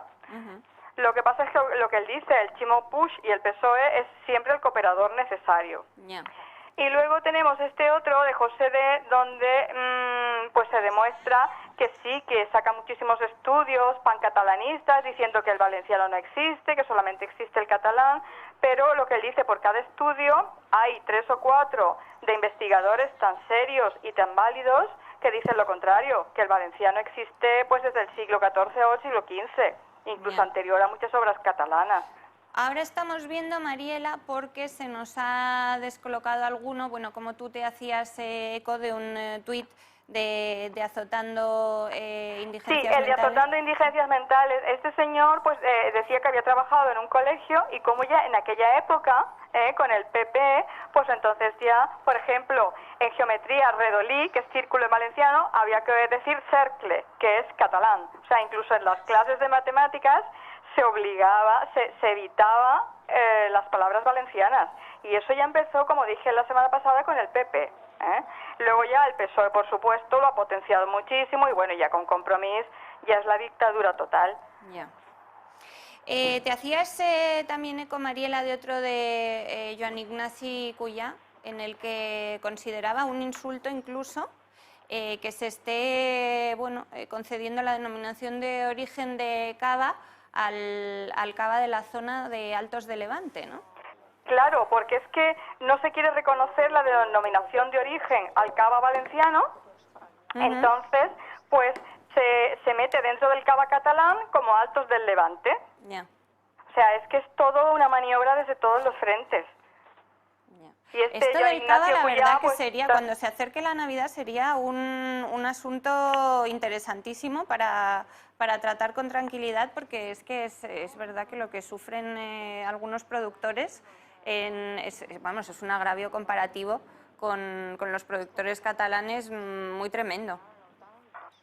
Hombre, aquí ya este año el Cava catalán consiguió poner un límite a la producción de cava extremeño y de cava valenciano para que no les hiciera sombra, porque aquí en Valencia prácticamente ya todo el mundo compra cava valenciano. Ya. Vemos ahora el de Pabletno, Mariela, Sí, que Pablerazo, sí. vuelve a denunciar lo que tú decías, ¿no? Como algunos valencianos, no sé por qué, pues parecen empeñados en dar todo tipo de ventajas a Cataluña. Bueno, esto es muy fuerte, porque esto es que Compromís, y sobre todo encabezado por el alcalde de Valencia, se ha aliado con Esquerra Republicana de Cataluña para paralizar la ampliación del puerto de Valencia, y lo dicen descaradamente, porque pasaría por delante del puerto de Barcelona y eso no se puede permitir. Entonces, como no pueden permitir que Valencia esté por delante de Barcelona, desde Valencia se hace presión para que eso se impida. O sea, es que es la traición a Valencia ya más fuerte, es que el que le vota a esta gente, desde luego, tiene un estómago que no me digas. Desde luego. Mariela, vamos un poquito mal de tiempo, vamos a dejar los dos que nos faltaban para la semana que viene, si te parece, Vale. o para el viernes, pero no sé si quieres comentarnos alguna cosa más que consideres Bueno, importante. yo solamente quería mandar un saludo a los funcionarios de prisiones para que sigan interviniendo en vuestro programa, porque son la única voz que tienen, y en Twitter están en @prisionesestado, y ellos todos los días, por ejemplo, hoy me han mandado un tuit donde dicen que ahora, por fin, les han autorizado los guantes para cachear. O sea, tenían que cachear a los presos sin guantes. Es que es muy fuerte las condiciones en las que están los funcionarios de las prisiones. Sí que lo son. Esto no solamente en la Comunidad Valenciana, lo aclaramos Esto para es todos los España. espectadores, sino en toda España. Sí. Sí, en toda España están dejados los pobres de la mano de Dios y en unas condiciones terribles. Y ahora, sobre todo, pues ante el coronavirus, están inermes completamente. Y entonces es un colectivo, pues igual, que hay que darles voz, porque a los pobres apenas suenan en ningún lado. Ya. Mariela, pues muchísimas gracias por tu trabajo. Hablamos contigo en próximos días, terminamos de contar este asunto y seguimos con novedades. Tú siempre atenta a todo. Venga, bueno, también quería hacer un llamamiento a un movimiento que hay en Twitter que se llaman los Sick Stoppers, @SickStoppers. Sí, que es uno de los tweets que nos ha faltado por ver. Venga, vamos a contarlo brevemente y otro día lo contamos. Es que esto es muy importante, porque es que se están multiplicando los tweets pidiendo que legalicen la pedofilia, la pornografía infantil con menores. Entonces es un movimiento en que entre todos, cuando se detecte esa cuenta, se denuncia, se acosa, se cierra. O sea, no hay que parar. Y se llaman Sick Stoppers. Esto es interesante. Yo también te digo que yo no soy capaz. Me consta que hay internautas que están muy atentos siempre con estos temas, muy vigilantes para denunciarlos. Yo tengo niños pequeños y realmente es que no soy capaz ni de leer una noticia que tenga nada que ver con este tipo de delitos, que me parecen los peores que existen. Pero bueno, es verdad, lo he leído también, no solamente en varios perfiles de Twitter, en varios medios, que están aumentando alarmantemente el número de perfiles en las redes sociales que promueven o cometen delitos de pedofilia o y sobre de pornografía todo infantil. es que exigen la legalización como una opción sexual más. Esto es muy fuerte. Sí, esto lo hemos contado también aquí en alguna ocasión. Mariela, te tomo la palabra, lo contaremos bien en otro programa, teniendo mucho cuidado para las personas que les pase como a mí, que son incapaces ni de clicar en una noticia así, pero para que todo el mundo esté muy atento y sepa cómo se pueden denunciar este tipo de delitos. Estupendo, venga, un saludo. Gracias, Mariela, feliz Adiós. tarde. Hasta luego. Hasta luego. Bueno, no sé si queréis comentar algo de esto. Saludo ya a María Montero en la mesa. María, bienvenida. Muchas gracias, bien hallados también. Pues mira, vengo ahora de Levante precisamente y al hilo de lo que comenta la compañera, aparte de poner el acento en esto que está diciendo que es muy importante, también resaltar la seguridad, ¿no?, que se está tomando en las playas, el civismo de la gente con las mascarillas, que no vuelva a haber estos desmadres que ha habido con las fiestas de gente un poco más joven, que nos pone en peligro la salud. Así que sí que me gustaría lanzar un mensaje de felicitaciones a los valencianos que se están poniendo en serio con las medidas, pero por otra parte no bajar la guardia, ya más que estamos en verano y con estos grupos, ¿no?, de gente joven, que bueno, que lo entiendo por una parte, pero por otra parte la salud es lo primero, ¿no? Ya. Y luego también se ha referido Mariela a los funcionarios de prisiones con los que tú has estado trabajando para tus informaciones también de una manera muy estrecha en las últimas semanas. La pasada semana hablamos con ellos y la verdad es que es un colectivo que, vamos, lo que ha padecido, lo que contaba hoy Mariela y lo que nos contaban el otro día. Sí. Es que llama la atención que sigan con leyes, con manuales, con maneras de actuar de los años 40. Sí, de hecho, el estatuto que presentaron recientemente la plataforma Toando no me puede matar, que es una plataforma de funcionarios de prisiones de España, pero que realmente es pensando en todos los compañeros, ¿no?, independientemente de las siglas sindicales de cada uno, que eso es muy respetable, pero es cierto que apuntan a que no tenían equipos de protección desde el principio de la pandemia en las prisiones, a que no son agentes de autoridad, por lo tanto pueden ser agredidos en cualquier momento, como vemos casi todos los días que hay alguna agresión a funcionarios de prisiones por parte de los presos, ¿no?, que hay la inseguridad permanente que tienen, también las condiciones que tienen, la falta de equipos, de medios, en fin, una auténtica lista, ¿no?, muy larga de peticiones al Ministerio del Interior, con la cual llevan mucho tiempo pidiendo, y en este caso esta plataforma, que es más de reciente creación, Toando no me puede matar, pero es cierto que son muy perseverantes, los hemos visto prácticamente todas las semanas en las calles de cualquier lugar de España pidiendo por sus derechos y también por una ansiada equiparación salarial que tampoco tienen, y que además hay un agravio comparativo entre los sueldos de funcionarios de prisiones en Cataluña y en el resto de las comunidades autónomas, algo que tampoco es muy fácil de asimilar.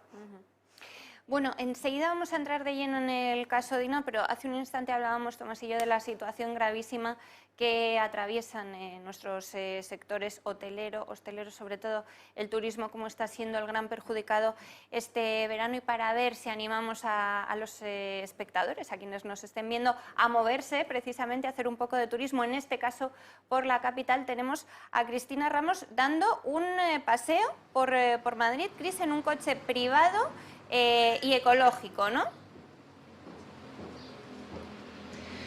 ¿Qué tal, María? Muy buenos días. Pues efectivamente entramos ya en el verano, hace calor, se acercan las vacaciones, tengo que pasar aquí unos días en la capital y me apetece conocer los rincones más emblemáticos de Madrid, así que si les parece voy a llamar a un coche para que venga a recogernos y nos dé una vuelta. Un momentito. Vaya, parece que comunica. Vamos a hacerlo de la manera tradicional, que seguro que así viene algún coche a recogernos.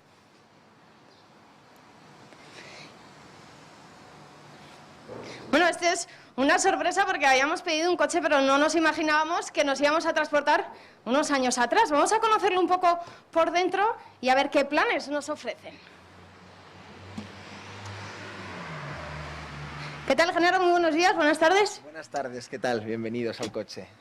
Bueno, decíamos a nuestros espectadores que hemos pedido un coche, que queremos recorrer Madrid, pero no nos esperábamos encontrarnos con este coche, con esta joya, podríamos decir. La verdad, sorprende un poco de primeras cuando lo ves, no es el típico transporte turístico al uso, pero bueno, vamos a dar un paseo y que espero que disfrutéis del trayecto.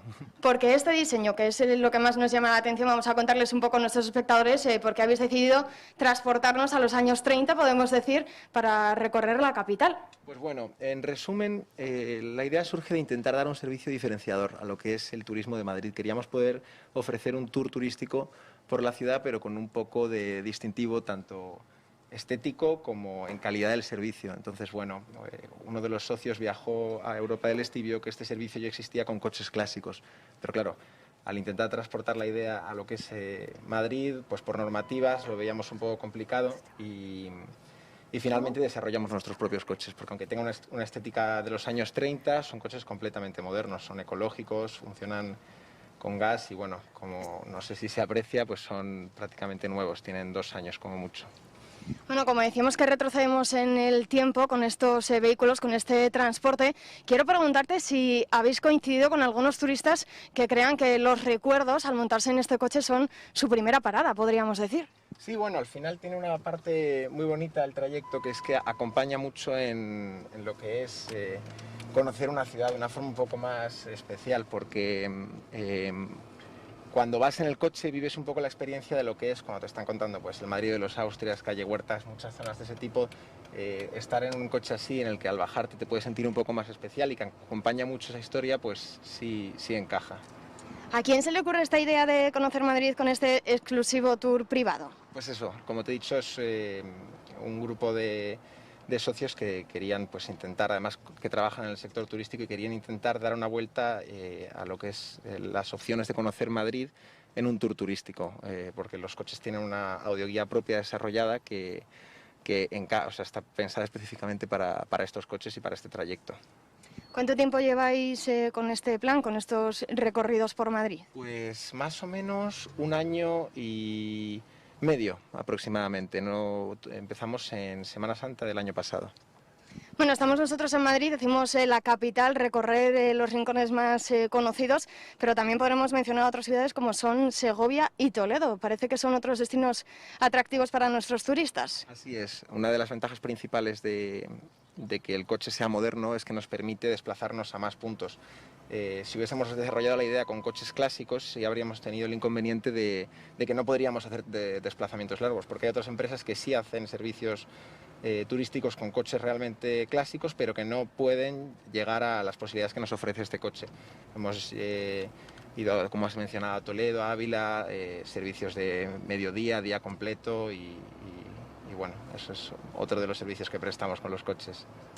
Bueno, Genaro, pues te agradezco tu tiempo, te agradezco que nos estés dando este paseo desde aquí. Quiero animar a todos nuestros espectadores a que se animen a conocer Madrid con este plan tan divertido y tan original, porque es una experiencia que no se lo pueden perder. Vamos a continuar con este trayecto, María, luego te contamos.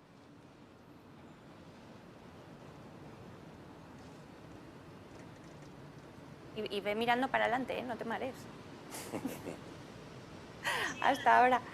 Bueno, vamos a hacer una pausa. He dicho yo una tontería. Por supuesto que íbamos a ver a Cris en un coche privado. La íbamos a ver en un tour privado, en un coche ecológico. Es lo que tiene a veces no ponerse las gafas a tiempo, pero bueno, como me dan grima las lentillas, pues es lo que hay. Vamos a hacer una pausa, como digo, antes de entrar de lleno con el caso Dina. Les voy a recordar que si quieren conseguir el lote España en el Corazón, solamente lo pueden hacer a través de nosotros, del Toro Televisión y de nuestro club de amigos. Si nos llaman o nos escriben, les mandamos a casa el llavero y la cartera, ideales para hombre y para mujer, la corbata, modelo Julio Ariza, muy elegante y que no paro de ver a nuestros espectadores luciéndola por la calle, el libro de José María Pemán, La historia de España contada con sencillez, que deberían tener en sus librerías en cualquier caso, pero con los tiempos que nos ha tocado vivir y este gobierno, pues más. Y la bandera de España preparada ya para colgar en sus balcones o para ir pues a pasear por Galapagar o a recibir a alguno de los miembros del gobierno en los cursos de verano de la Complutense, por ejemplo, cosas que se me ocurren. ¿Cómo nos contactan? Nos llaman al 916162464, si lo prefieren nos pueden escribir a club@eltorotv.eu o pueden entrar en nuestra página web clubdeamigos.eltorotv.com. Pausa brevísima, no llega a 2 minutos y María nos pone al día de las novedades del caso Dina. Hasta ahora.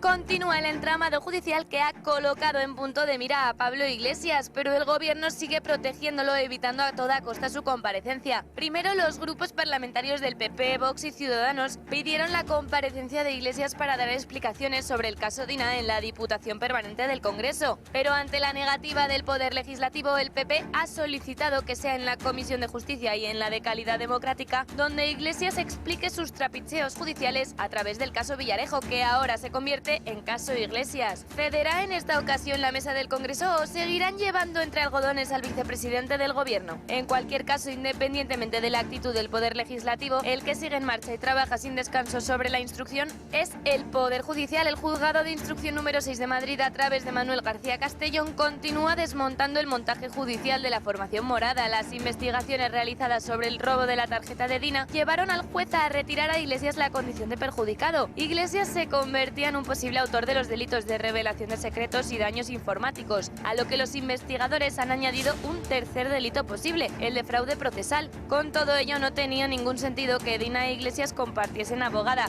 Sin embargo, hasta la fecha, la ex asesora de Podemos compartía con Iglesias la defensa de Marta Flor, algo que, como es de esperar, puede perjudicar la instrucción, como ya sucedió cuando Dina se retractó de declaraciones a través de un escrito presentado por su abogada, en el que lo que trataba era de salvar a Iglesias. Pues bien, tras eludir el cambio de defensa que el juez venía pidiendo, García Castellón ha instado a Dina en un nuevo auto a nombrar un abogado de su confianza. De no hacerlo, el juez procederá a la designación de una representación letrada de oficio, tal y como reza el auto. Y es que Pablo Iglesias no ha logrado colarla una vez más a la justicia.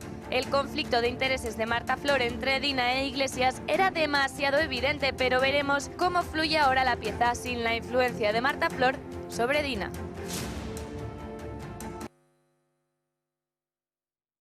Una última hora, y es que el Gobierno de Navarra ha decidido implantar en el barrio pamplonés de Mendillorri la fase 2 de nuevo. Hacen a este barrio retroceder a fase 2 por el incremento de contagios tras un brote de coronavirus que suma ya 122 casos. Hay 6 nuevos positivos en las últimas horas y además el Gobierno de la comunidad va a realizar desde esta tarde pruebas PCR a todos los jóvenes entre 17 y 28 años, que parece ser que es en esta franja de edad en la que se están produciendo la mayoría de nuevos contagios. Muy pendientes de este asunto. María, veíamos, enseguida saludaremos también a Teresa, cómo Pablo Iglesias y Dina Busselham ya no pueden ser defendidos, ninguno de los dos, por la abogada Marta Flor. Y ahora estamos pendientes también de lo que pase con la declaración de Calvente, esa última hora que conocíamos hoy, que ya pueden leer los espectadores en Confilegal y bueno, por fin conoceremos qué es lo que tiene que contar el ex jefe jurídico de Podemos, que tiene mucha información. Sí, tiene mucha información, es uno de los principales denunciantes de las irregularidades que él venía observando en el equipo jurídico de Podemos, que están personados en el caso Tandem, como saben nuestros televidentes, y por otra parte es una pieza clave por la cantidad de información que maneja, de pruebas que él puede aportar en este caso, de los chats en los que él ha participado, de chats también privados, pero que también los puede aportar judicialmente. Yo creo que le ha hecho una magnífica labor de investigación y de denuncia dentro del partido, que esto le costó su puesto de trabajo, pero creo que después ha seguido, como era lógico, ¿no?, una persona honesta, pues con esa línea de investigación que él tenía y colaborando con la justicia como debe ser. De hecho, él ya había aportado también el equipo jurídico, fuentes que tenemos cercanas al equipo jurídico, para decirlo con precisión, pues que podría haber administración desleal dentro de lo que estaba sucediendo, o incluso lo que ya apuntamos como la letra de Marta Flor. Por una parte está las órdenes de Pablo Iglesias, porque es una letrada del partido, y por otra parte está defendiendo a Dina Busselham, que ya no es del partido Podemos, que está en un digital, como sabemos, presuntamente vinculado a la ideología al menos de este partido, y todas esas connotaciones o presuntas connivencias pues efectivamente son enumeradas por José Manuel Calvente. Por lo tanto, la denuncia que él interpone ante la Guardia Civil respecto a esa presunta malversación de fondos públicos y a esa presunta administración desleal que él está apuntando, también queremos puntualizar algo. Fuentes cercanas a José Manuel Calvente que hemos consultado esta mañana nos dicen que el titular realmente correcto sería: la denuncia va contra algunos miembros del partido, no contra el partido en su totalidad. Esto también nos hacen llegar, que lo dejemos claro, ¿no?, que no haya confusiones. Y por otra parte, pues pendientes de lo que ahora ya, ¿no?, en primera instancia decreten los jueces. Desde luego es un caso apasionante, lo estamos comentando a micrófono cerrado, no paramos de contar informaciones, todos los días sucede algo apasionante con el caso Dina, que efectivamente ya es el caso Pablo Iglesias. Y por otra parte, pues avanzábamos también en las últimas horas una nueva ampliación de este tema, y es que Vox también amplía su denuncia ante la Fiscalía Anticorrupción. Recordamos que ellos al final de junio pasado pues presentaron una denuncia como partido contra Pablo Iglesias, contra Dina Busselham, contra Marta Flor, contra los fiscales, ¿no?, contra el fiscal Estampa. En la Fiscalía Anticorrupción pidieron una serie de apertura de diligencias. Esto pasó a la Fiscalía Superior de Madrid, como sabemos, y ahora amplía nuevamente su denuncia en función de datos que hemos ido publicando en Confilegal, que hemos contado también en tu programa, respecto a esa información clave del Burofax de Calvente remitido a Alberto Rodríguez, diputado nacional de Podemos. En el Congreso lo podemos ver tan tranquilo, sin dar explicaciones tampoco, y por otra parte también a una carta en exclusiva que publicamos también en Confilegal, ya que lo contamos en tu programa, del comisario José Manuel Villarejo, donde él, el 2 de mayo del 2019, apuntaba a la Audiencia Nacional, remitía un documento súper interesante de un valor espectacular respecto a esa presunta financiación irregular de Podemos, con lo cual ahí pues también que Vox amplíe su denuncia en base a informaciones que estamos apuntando, en este caso desde tu programa y Confilegal, pues es un honor periodísticamente hablando, porque el trabajo que vamos haciendo de desenmascarar las tramas del caso Dina pues van surtiendo efecto. Pero la ampliación incluye la financiación irregular de Podemos, la ampliación que ha hecho Vox. Sí, porque se basa en 3 documentos claves que hemos aquí contado en el programa de María y también con Xavier Horcajo, y que hemos publicado en Confilegal. El documento número 1, que sería el Burofax de José Manuel Calvente, cuando se lo remite Alberto Rodríguez, donde cita las irregularidades que observa.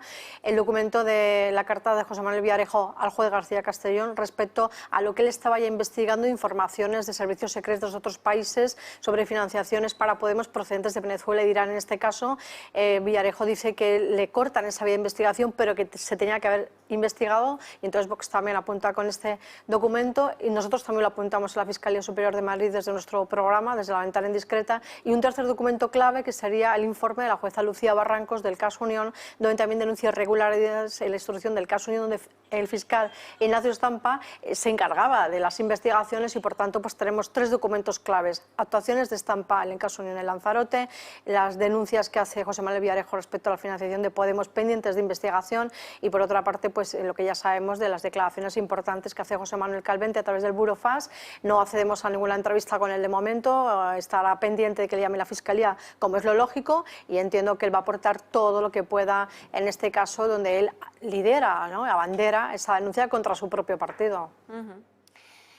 Nos está escuchando ya al otro lado del teléfono Teresa Gómez, periodista de Tribunales de OK Diario, que, como les contábamos antes, publicó este martes esa orden del juez García Castellón a Dina Busselham de que cambie de abogada, que cambie a Marta Flor por otro letrado de su confianza, o le designará un letrado del turno de oficio. ¿No es así, Teresa?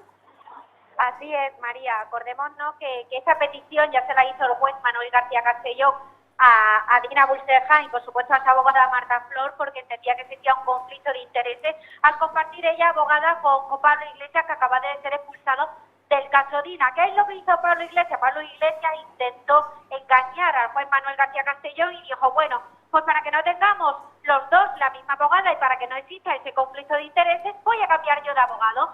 Y nombró como abogado a Raúl Maillo, un abogado vinculado a Izquierda Unida. Y bueno, y esta fue la estrategia que hizo, y en realidad Marta Flor seguía en la causa defendiendo a Dina Busselham. Recurrió el auto del juez Marta Flor, y lo que le ha respondido ahora el juez es que este cambio no le vale, que sigue existiendo por un conflicto de intereses y que por lo tanto Dina Busselham tiene que cambiar de abogada, expulsa a Marta Flor del caso Dina, y en el caso de no hacerlo pues le designará el juez, como bien dice María, un abogado de oficio. Pues Teresa, estaremos muy pendientes de las novedades que se vayan conociendo en este caso. No sabemos todavía quién va a ser el nuevo abogado de Dina, ¿no? No, que va, ella todavía no lo ha comunicado, aunque seguramente pues sea alguien vinculado al partido. Eso te iba a decir, por si era otro abogado de la formación, ahora que ella desde hace unos pocos meses ya no forma parte oficialmente de Podemos.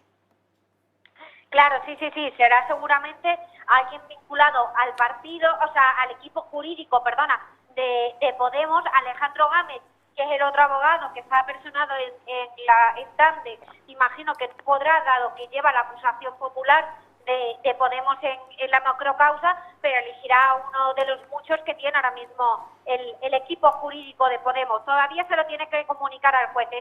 Este auto se ha emitido recientemente, fue el 15 de junio cuando se le dio traslado a las partes, y todavía hay tiempo suficiente como para, lo primero que imagino que hará Marta Flor será recurrirlo nuevamente, y luego ya cuando el juez vuelva a resolver, imagino que ya no quedará otra y tendrá que inhibirse de la causa, por supuesto.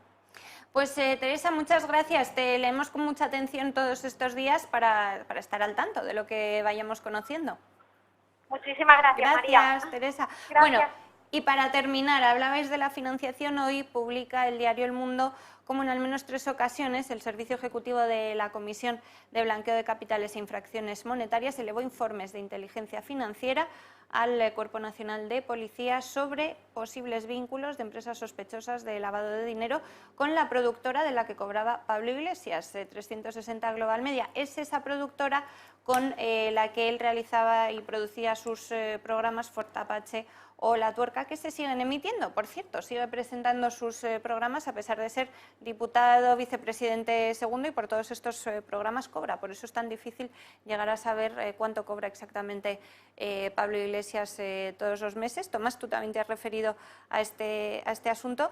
La verdad, aquí tenemos unos titulares muy interesantes. Por un lado, el abandono forzoso de Marta Flor del caso. Por otro, la declaración de Calvente, que ya tiene fecha, que tú has apuntado, María, muchas veces, que es una de las claves del caso.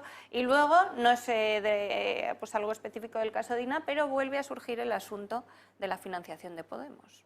Bueno, yo creo que hay... todos los temas son muy graves, pero en el tema de la financiación debe haber cuerda para rato. Y es un tema, todos son muy serios, pero el blanqueo de capitales y financiación ilegal tiene mucha trascendencia.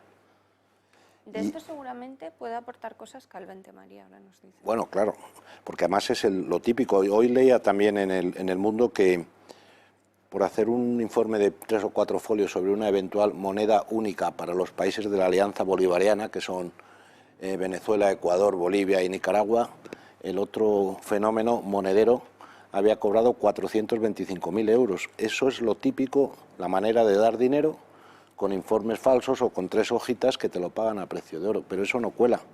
O sea, eso no, en cuanto un juez o un fiscal lo vea y diga no se corresponde lo que se ha pagado con el contenido y el trabajo que hay detrás, tienen un problema. Por eso yo pienso, como decíamos antes de que tú llegaras, María, que políticamente Iglesias está acabado, está muerto. Es decir, de cualquiera de estos o de todos estos se le van a cargar, porque son todos temas de mucho calado. Sí, realmente la cúpula del partido, coincido contigo plenamente, está herida de muerte ya en el sentido de que tenemos a un Pablo Iglesias acabado políticamente, como se ha visto en las últimas elecciones. Tenemos al secretario de Organización Nacional del Partido, Alberto Rodríguez, que es el diputado, en este caso canario, que recibe el burofax de Calvente, que mira por otro lado y que además lo despide. Es que han cometido una serie de tropelías dentro del partido, de la cúpula del partido. Tenemos una vicepresidenta tercera del Congreso de los Diputados, como es Gloria Lizo, que también posiblemente tenga que ir de testigo a esta cosa que estamos solicitando a través de esa denuncia de Calvente ante la Guardia Civil por esos fondos, esa utilización de los fondos del partido y esa administración desleal. Es decir, que la cúpula está muy tocada. Tenemos, por otra parte, Irene Montero, una ministra de Igualdad, mirando para otro lado con lo que está saliendo, ¿no?, del contenido de la tarjeta de Dina Bulsenja, que es una vergüenza que no se la devolvieran en el acto, esa actitud paternalista de Gloria Lizo, que dice que tuvo que retirar a Marta Flor porque presuntamente el fiscal Estampa la perseguía. O sea, declaraciones que hemos visto en otros medios de comunicación que son absolutamente lamentables y que, sin embargo, como estamos diciendo, no dan explicaciones voluntariamente.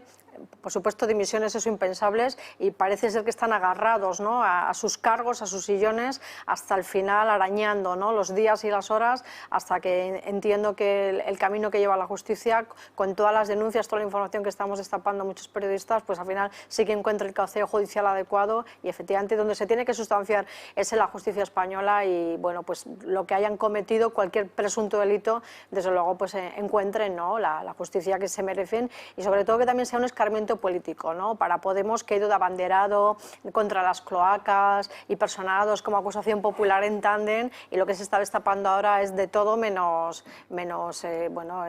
abanderados, ¿no?, de esa legalidad que ellos creen que están promoviendo. Sin embargo, pues les hemos pillado ya en muchos renuncios, ¿no? Apuntaba Tomás como hoy en el Congreso de los Diputados García Egea ha acusado a Pablo Iglesias directamente de robar la tarjeta.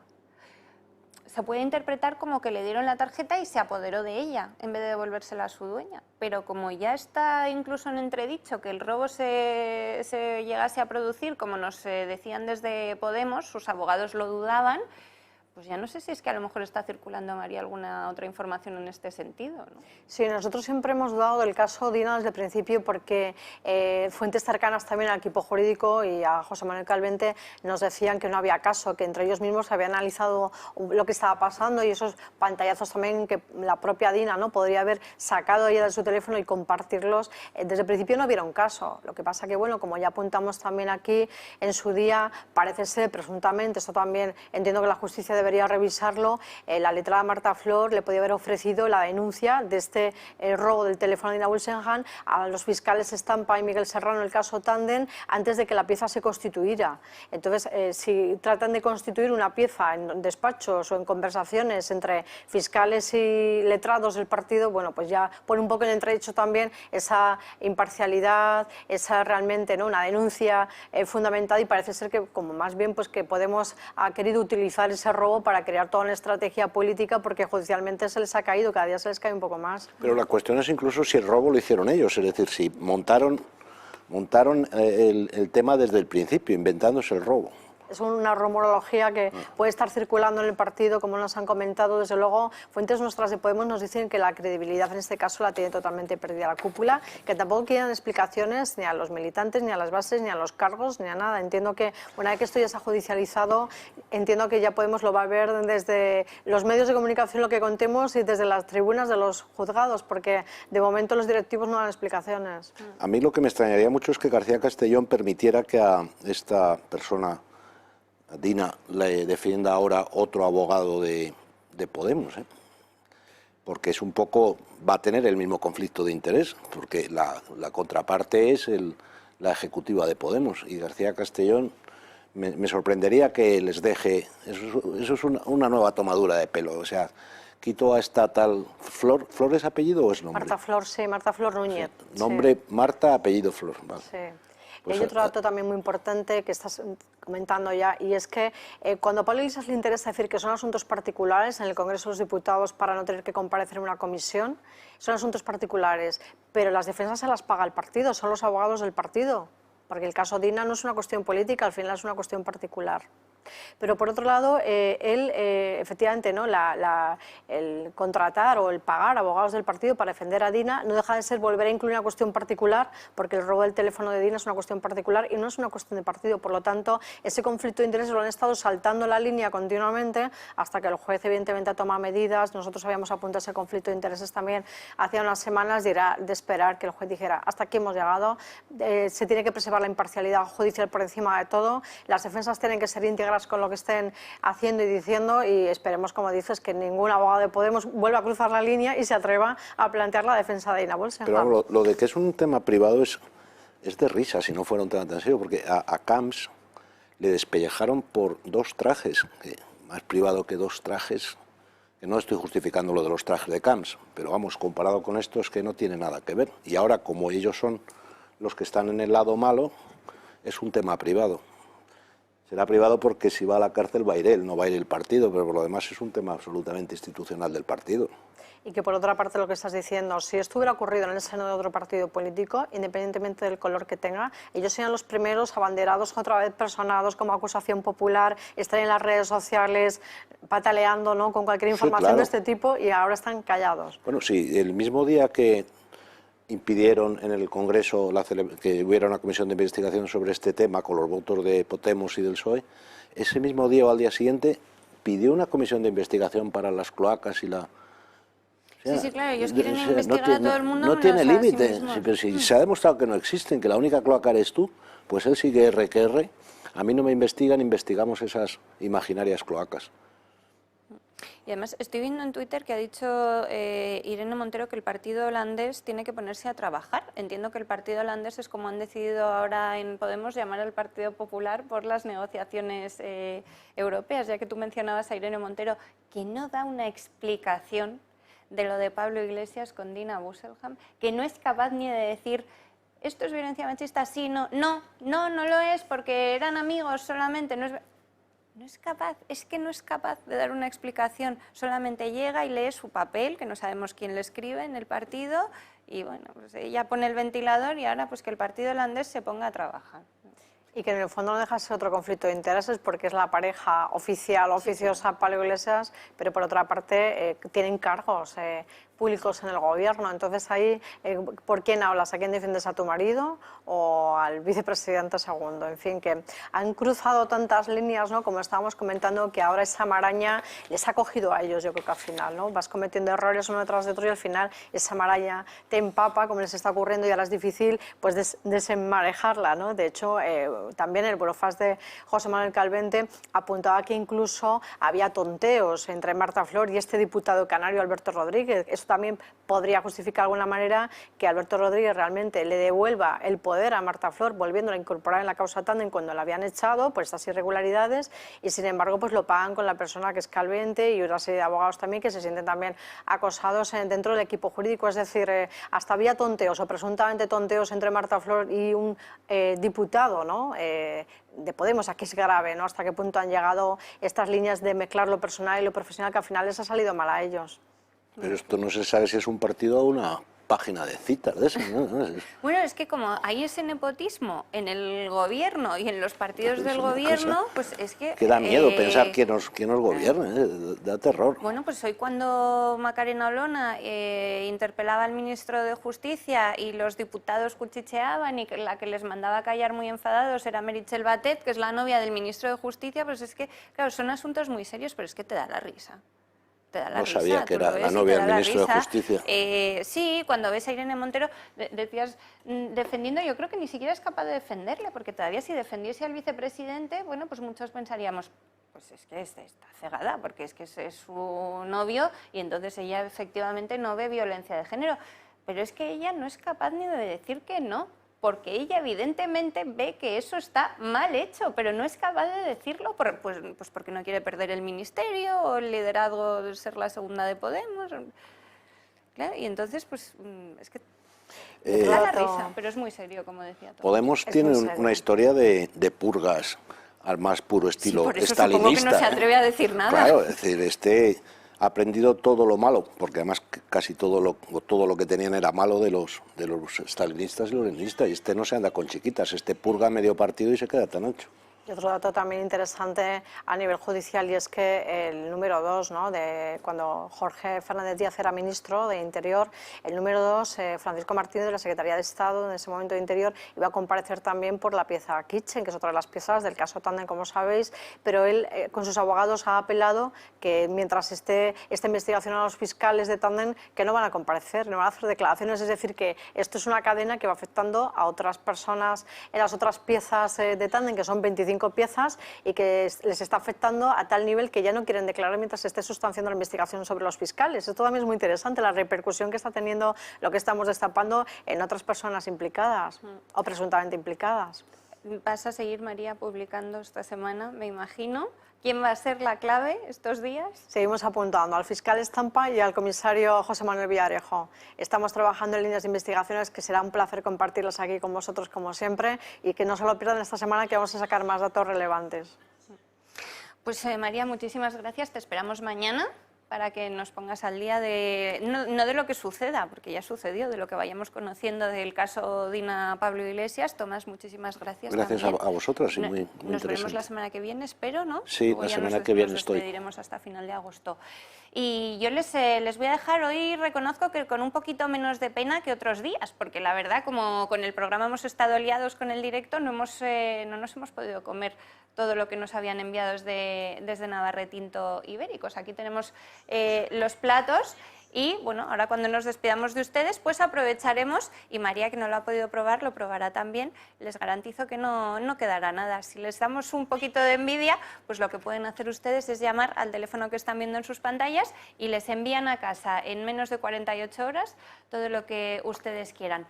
Yo les recuerdo que pueden seguir informados en la redacción abierta de la tarde, también en El Gato al Agua, y que mañana jueves regreso, como siempre, a las 12 en punto en la redacción abierta. Hasta luego.